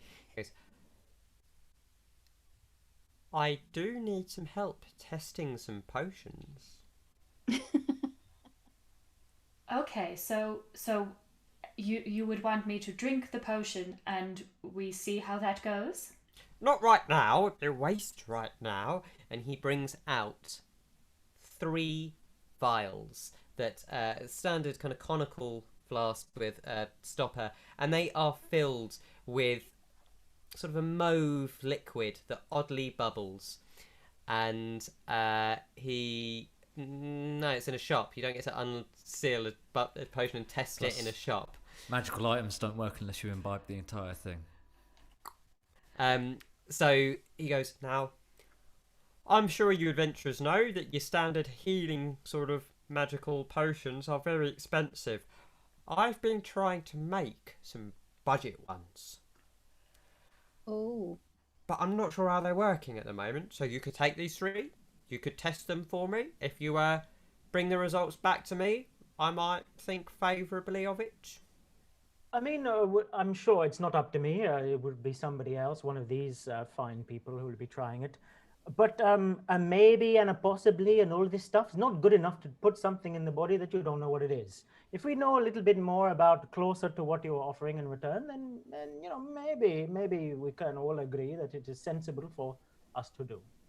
Yeah, it's better when he doesn't talk so much. The thing is, fine, sir, I think I'll take my leave. You can leave your sword on the side and I'll be gone. You insult me once, maybe I'll take it. Twice, I'll never come back. And he walks out. Sixsmith walks out the door. Yes, oh, I thought he'd never leave. Right, this is why I'm offering you a reasonable deal. You said, help me out. Here's a chance. Help me out. I'll give you a discount. Okay, given that I'm the one negotiating for the discount, I will accept your experiment, and the next time I am injured, I will try to use these potions and see how that goes. Time I am injured, I will try and see how that goes. Tugs on Seed's sleeve and just goes, remember the chicken wasn't supposed to stick. I'm just saying. Well, I think we need to be very careful here. I mean, if I were to suffer adverse effects from your potion... That is possible. It's very possible, yeah. I mean, it shouldn't happen. If I did, I would like to negotiate now for a deeper discount. Well, for all I know, you could just have 3 lovely healing potions that, top you up, and that's marvellous. I will say this. If you, specifically you, as you were the one testing them, take some great injury from them, providing that you live, of course, I will be willing to negotiate. I could offer the drum, because it seems to be the thing you're most interested in, for 800 gold. That's 500 off. That's more than reasonable. Okay. It might still take me some time to get the gold together, so would I be able to then hold that discount for a period of time? Normally, I would say absolutely not. But as you are testing the potions for me, I think that's a fairly fair deal. If you keep trying stuff, maybe the price will come down. Okay, we'll start with the healing potions. We'll find out whether I stick to anything, and then we'll go from there. Marvellous. And so you now have, you can add to your inventory 3 experimental healing potions. You will find out what happens when you drink one. So Faeza, who is holding the chicken, goes, I as you know, we don't have a lot of money. May I offer you, as it does seem that not that many people seem to be interested in the chicken, maybe 4 gold instead of the 5. If I had more, I would offer more. I think you're such a unique inventor. I think that this would be a shame to pass by. He sort of preems up and goes, "Yeah, I can see that. Yeah, 4 gold. Yeah, deal done. It's yours. Okay. Thank you. Bye, sticky chicken." Sort of waves at it. I don't know if I won there, but we'll see. And I you can add can't leave it. sticky chicken to your inventory. And in fact, Faeza, you can, if you search for that on D&D Beyond in the items section on your character sheet, you can add the sticky chicken to your character sheet. Faeza, don't add it, just use it. Burn the shop down, steal everything, kill him and steal everything. You're chaotic, remember, steal everything, kill everything. Yeah, but she's not chaotic like I'm not. chaotic like violent, chaotic. No. You are certainly welcome to try attacking a magic shop owner. It's a good idea to attack a mysterious voice in my head, because I know that Ripper's nowhere near me. I would love to do that. Ryan, however, you'll this never voice get doesn't out sound of like your Ripper. head. This voice doesn't sound like Ripper at all. Be quiet, It's Ryan. somebody else It's talking. fine. It certainly Right, does sound on my so conscience either. So no. You complete your transaction. He wishes you both a fair day, and you walk back out into the street where you meet Octavius and Six. Thank you very much. Yeah, Look, we're I got a just standing chicken. in silence, I think. You bought the with chicken? You're mad. I got it. A slight discount. Well, Black and Ripper are like walking like this, like just super, like just to make up for the time differential. Well, by now you have probably made your way to the ashes. So could you guys make some investigation rolls? Black, Ripper, you guys make some investigation rolls. Oh, that's going to be 19. No, 19. 13 from Lack. Okay, so you guys, as you get to the ashes, you see suddenly there are dwellings here. Ashfall, sorry. You see dwellings, but they are run down. There are people living in them, but there seem to be paupers and beggars. Every street you walk down, people are eyeing you. Ripper is especially drawing a lot of attention. Tell me someone I don't know. Which he's loving. As you're looking for kind of shady characters, then jackpot. You have found every shady character in the city seems to be wandering around currently. So whilst you're doing that and navigating your way, trying to look for anyone specifically shady, everyone else back at the shop, I'm assuming... Oh, I'm not going to assume anything. What would you like to do? Depends what time it is, I guess. Have either of you seen Lack or Ripper? Have they returned yet? No, we haven't seen them. It might be It's best if probably we about try and rendezvous half with them, two. as they have been gone a few hours and we did not set a rendezvous time or a rendezvous point. Can I'd just like to take Seed aside and say, I'm very sorry if I interrupted your sale. I really wanted you to get that drum, I was just trying, and in theory we'd like to negotiate. I just wondered if it was the same here. Oh, no, of course. Thank you for trying. Yes, we tried various things. I think realistically I'm going to need to drink some weird potions and we'll see how that goes. But I think my digestive system can probably handle some effects at least. I must say, Six is an interesting negotiation tactic to say you're not interested in the item. It's funny that you say that here, but in theory, it's the primary tactic. It's all like, oh, I don't know if I want it, and it's not worth the price, and then and then suddenly, okay, fine, I'll give it to you for less, and then but it's a different world, and I'm learning. I'm very happy to learn and very exciting to learn. Seed, I trust all our future negotiations with you. And you, Faeza. Yeah, well, the only person who got a discount was Faeza, so she drives a Oh, I hard did bargain. not know that. Oh, well, maybe we should leave it all to Faeza then. I don't know. So there was something that we did discover in the shop that has given me a little bit of concern about Lack and Ripper still being gone. We were asking some questions about Darius Ventus and whether he had been to that particular establishment. And when I was asking for the location of shady characters in this city, they said that Ashfall and the Cinders were the kind of places where thieves and, dodgy people might be hanging about. So it sounds like it's not just the Brotherhood of Ash that they might be walking into. Also, with regards to Darius, they mentioned that there was a thief called Faeza who tried to sell him a crystal that he described as a rainbow in ice, which I don't know, sounds to me a little like the description we had of this mysterious object that seems to have affected cushions and mirrors and all sorts. Yes, that does sound remarkably familiar. Yes, so apparently he's not a very good thief, so Did he say when he turned up? Didn't he say that was very recent? Was that a couple of days compared to a couple of months since he had seen Darius Ventus himself? But yeah, a couple of days since the thief turned up. Apparently he's quite distinctive though, because he has red hair, which apparently is quite unusual for the humans around here.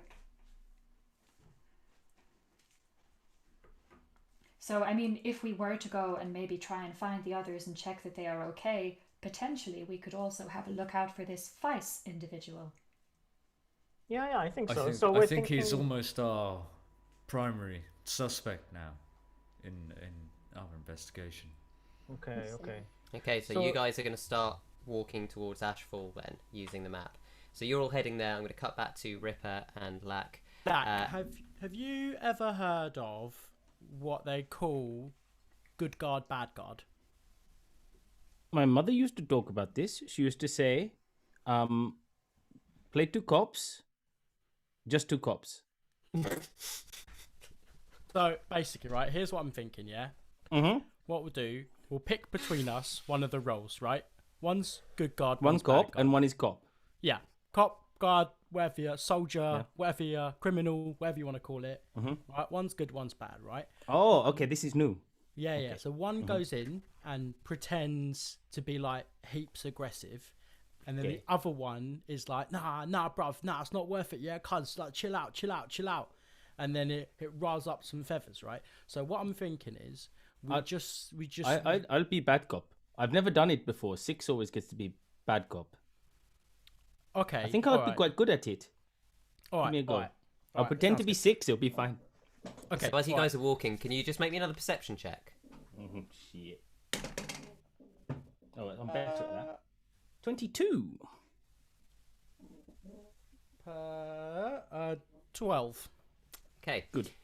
Ripper, you're still watching all the shady characters. You're kind of liking the attention. Whilst you're trying to stay focused on finding any kind of den of thieves specifically, it's starting to, just stroke your ego a bit too much, people pointing at you or just staring at you, and you're getting a little bit more of a strut on as you walk. Lack, as you walk, you notice quite a lot with your role. Firstly, you notice that about 1 in 10 people have got tendrils of black smoke coming out of at least one eye. You see figures hunched in doorways, hacking and coughing, and as they cough, vomit out, it's like black vomit just splatting on the floor. And you see the kind of poverty that you've never really seen before. So Ashfall seems to be where paupers are, but these people don't seem to be getting medical attention. They don't seem to be receiving anything. You also notice with that role that you're being followed, and just kind of a couple of streets back, just ducking into alleys, you notice 3 cloaked figures just keeping up with you. Ripper, you gonna be good cop, huh? Okay, listen. Be good to someone now. Just this person. He points really fast to Ripper, and as he does that, when he turns back, Lak's gonna have disappeared or tried to disappear behind a cart. What? Okay. What? Make a stealth check. Oh, so that's what it feels That's like. called doing the Batman. That I don't is know what the 18 Batman is in this plus universe, 7, so but it's that's doing the Batman. 25. You do a Batman. You are hidden behind. Look the over car. there. I talk like this because I'm sad. But that's what it feels like. And I'm going to try and come round to try and follow the followers. Okay. You are wearing bright saffron clothes. I am in wearing bright a- saffron colours in a black place, but maybe I'll rub up against the wall to Okay. ash myself out. Make me another stealth check to see if you can creep up on the others. Oh. That's 17. 17. So this is balanced out. So 17 plus 7, so that's 24. I don't suppose it matters as they rolled a natural 1 on perception. And so you manage to sneak up and you see 2 emaciated figures in cloaks who've got long, thin, kind of barbed daggers. And they're watching Ripper and they seem to be starting to kind of Okay. get closer to I him. will jump down on one and stab him through the leg as I shout out to Ripper, "Bad cop!" And I'll say, I don't think he's grasped how it works. Can you roll initiative, I guess, then? Yeah. And an attack roll. This is how 6 behaves. 6 behaves. The attack is 20. My initiative is 23. Okay. My initiative is 14. Okay. 6, you are going first. This is technically a surprise round, as they had no idea it was coming. Sorry, Lak.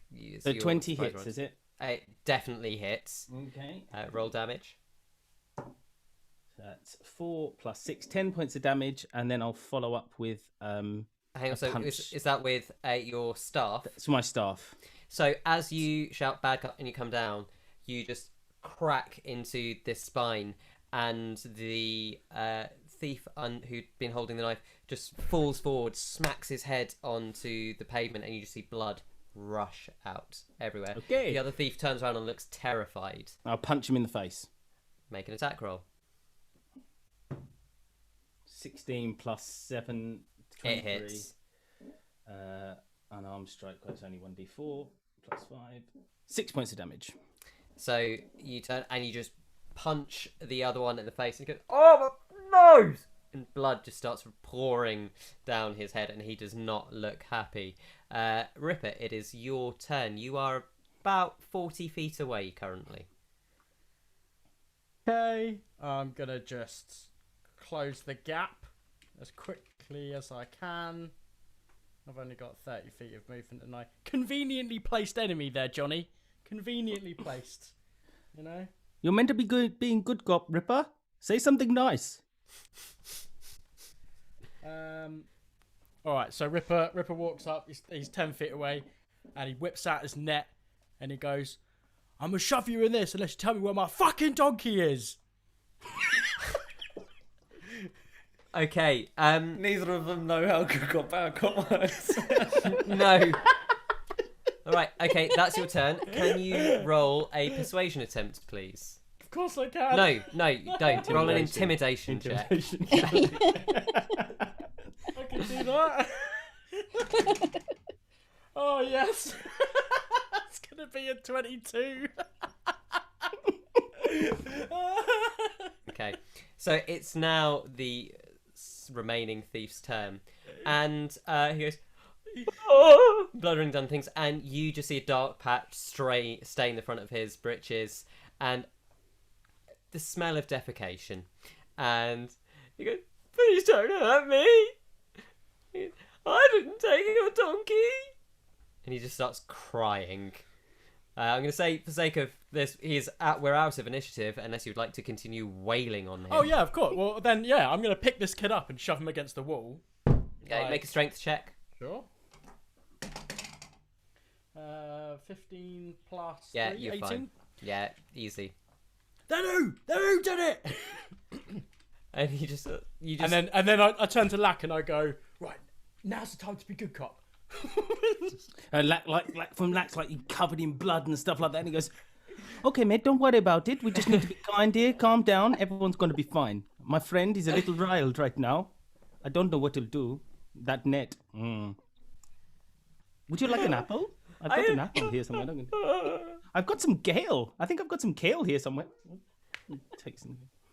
He's currently just twitching and just because Breach is getting wet, you see bits of brown slop dropping out the bottom of his trousers onto the alley. That's disappointing. And he's just kind of blubbering, kind of going, "I don't have your donkey." Oh, look, mate, I think we got off on the wrong foot.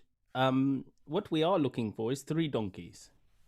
If it helps, their names are Granny, Auntie and Uncle. And we need to find them very quickly because some nefarious people have taken them. And I worry for them. And I don't want my family to get hurt. You can see what happens if I get a little upset. My friend here, he's very muscly. Do you know anyone around here that might know? I do. I'm just looking for it in the notes because I've stupidly closed my book. That's okay. So you take your time. So he starts kind of pulling himself together. Yeah, right. Well, anything that comes through here goes through the Brothers of Ash. They might know where your donkeys are. Great, that's great. We knew that already. So my friend's going to get very angry. Where can we find them? Wait. Where can we find them? Right, and he sort of gives you directions to a place that's much further in, absolutely in the centre of Ashfall. And he says, "Look for the pub there. It doesn't have a name. It's got a blank sign outside that just swings." Is there anything we should know about this pub? Any way we should behave? Or, make sure you knock on the door and you're very polite. Okay, that seems... Is there a secret code? Not that I know. Okay. Well, if you don't mind, and I apologize profusely, but your friend doesn't seem to need his cloak anymore, so I'm going to take it because I look a little bit out of place here. Is that okay with you? Okay. Well, you look like you need the toilet. Not anymore. In fact, no, you probably don't now. You need some kind of bathroom, and maybe just don't follow people around with daggers. Is all I'm saying. It seems very aggressive. We're just going to rob you. Well, you weren't going to rob us. You're going to die and get your nose broken and shit yourself. So quite obviously, it's not worked out for you, this line of work. Maybe, and I'm being good cop here, because my friend said to be good cop. Tell him to turn over a new leaf. Like Sixsmith would do. Maybe you should think about, offering your services somewhere in the richer places. Maybe you could clean up and earn a decent wage and not have to rob people. There's a hostel that actually needs some stuff. One of my friends has been, I can only describe it as constructing something in a room, which probably needs a clean up now. So I'll go and have a look. Good. Okay, well, so what I think that went very well, he says, throwing on the cloak like Jed Bartlett. I'm gonna I kind of want to hammer throw this guy in the direction that he's going, but I won't be nice. Oh, he's bad cop. You're still bad cop. Yeah. Cool.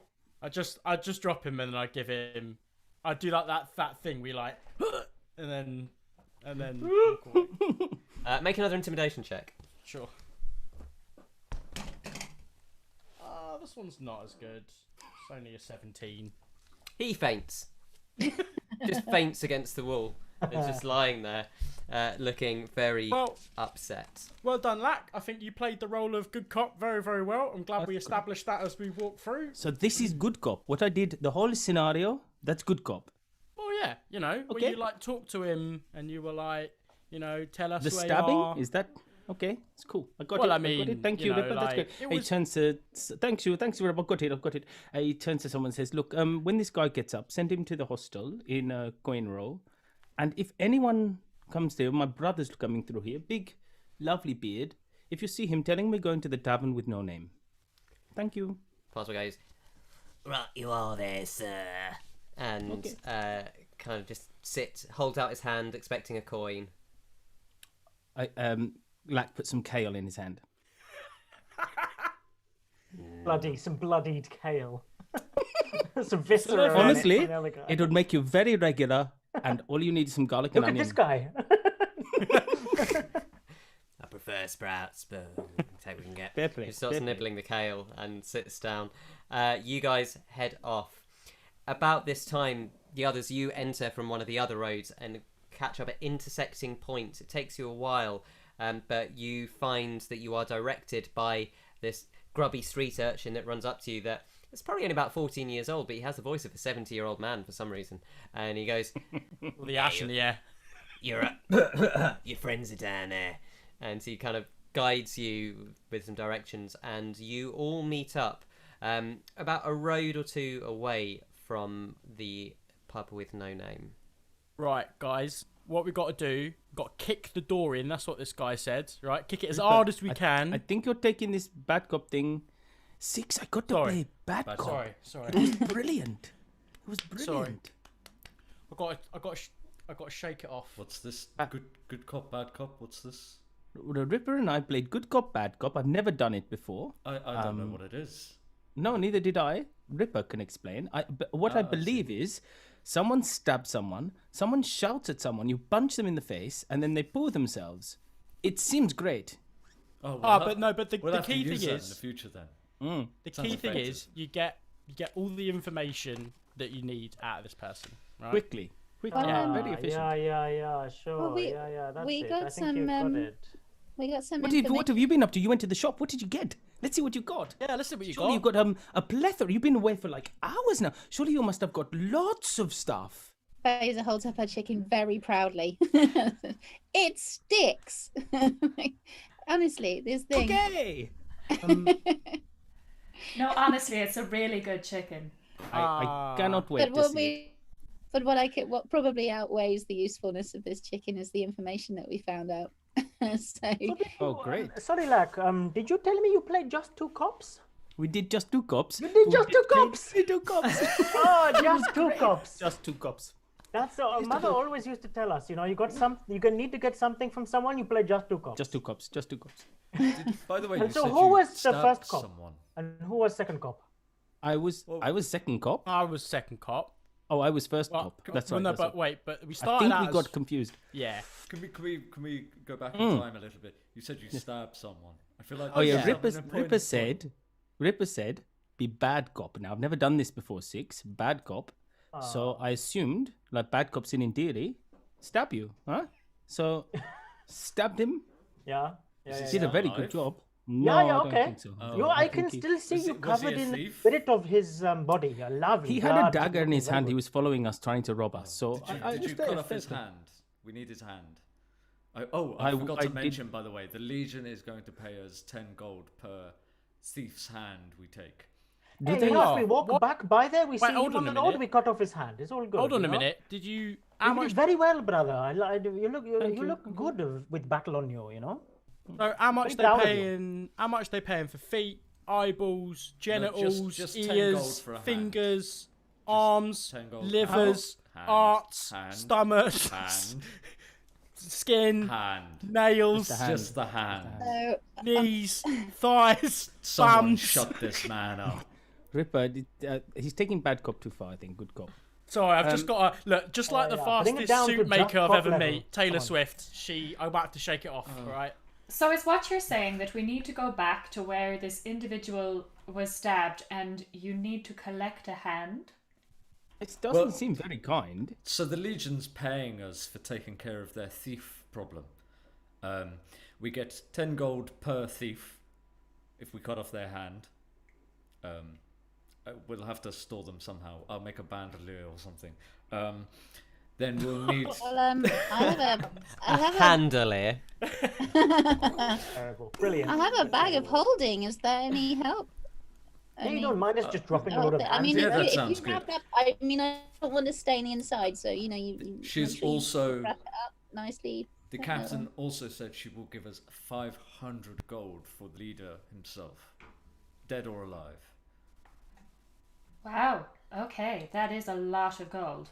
And you did no I'm voting bartering. dead because people are very hard to bring from one place to the other without more trouble. So if we get a chance, we just cut the head off the snake. What do you mean know, bartering? She said 500 gold. I shook her hand. Is that not bartering? Well, I mean, Things are very different around here. As I said, right, you said 10 gold for ants. What about ears? No, Ripper. No. Okay. And how will she know it's a thief's hand? I don't know. Yeah. Yeah, actually, there's a load of sick people around here. We could just start cutting off Ripper, hands. that doesn't seem Sorry, like bad cop. Sorry, bad bad cop. cop. Shake it, sorry. Ripper, Shake as it you're off. doing this, you get this sense in your being that that was wrong. the divine eyes that watch you would feel deeply unhappy with that. Back up. You know, I've got an idea. Maybe they, you were telling me just now they had some sort of mark on their face or something. Some of these people. No, I'm a little worried actually. People are very unwell here. Well, I don't know what it's about, but they have like veins under their eyes, black veins, and some people are coughing. Do you Sounds think a that's a little like mark a plague. of being part of their? I don't think their so. I think it's a club mark or- of being ill. It sounds like A what was plague. happening to Darius and to Celia. So this seems to be a big problem. Well, I think we should tell Lack and Sixsmith about the thief and the Feist and the crystal that he tried to sell a couple of days ago. Okay, this seems and like that the place to he's find that then. Ashful. I think so. I Should think we if head to the Should we head to the pub? Right, I think I've got all the bad cop out of me. Okay. Let's go pub, right? Favourite place. Got no sign, got no name, complete anonymity.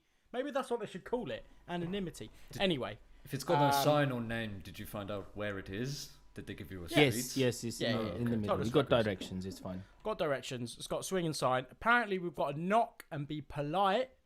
So, Octavius, you're out. Well, that's Octavius fair. is the most That's polite fair. of all of us, isn't he? He's just direct. He's polite. Is direct polite? I don't know. Maybe it is here. I maybe don't know. I here. don't know I'm what's going on. starting I to would think not it is suggest here. myself. I would suggest that either Seed or you Lack or Faeza. That's it. I would suggest. you three. Or me. Yeah, or myself. Look, as the most charismatic here, I think I should do the talking. You've just threatened to cut off all of the hobos. I hands said, in the look, area. that was bad cop. That was bad cop, Ripper, right? That's cop 2, Ripper. Black starts walking towards the tavern. while we're Okay. chatting. Before we go inside, do we not need to collect the hand? I don't know whether he's part of this. Well- He felt a little. By now, you are about 9 streets away from where the hand was. Yeah, so you you know, have met up in a different place. We've still got till tomorrow. I think maybe we should renegotiate. Maybe a finger.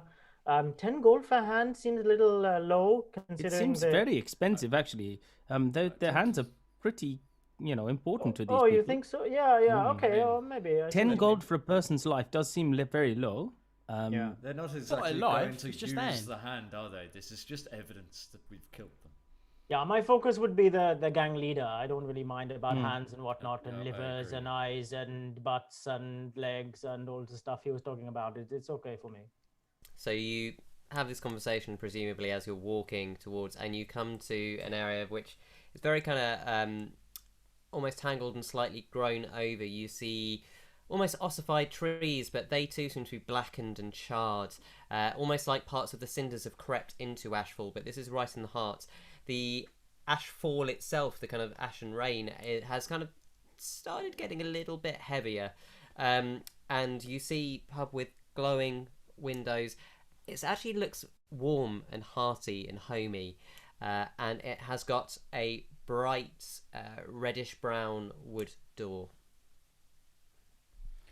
I will walk up to the door and give it a knock. You hear the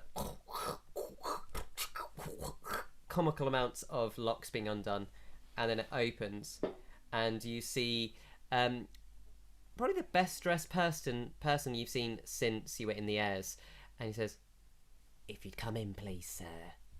Flourish my cape, and I say, "Yes, I shall enter the threshold of your beautiful establishment with my entourage of people and palanquin."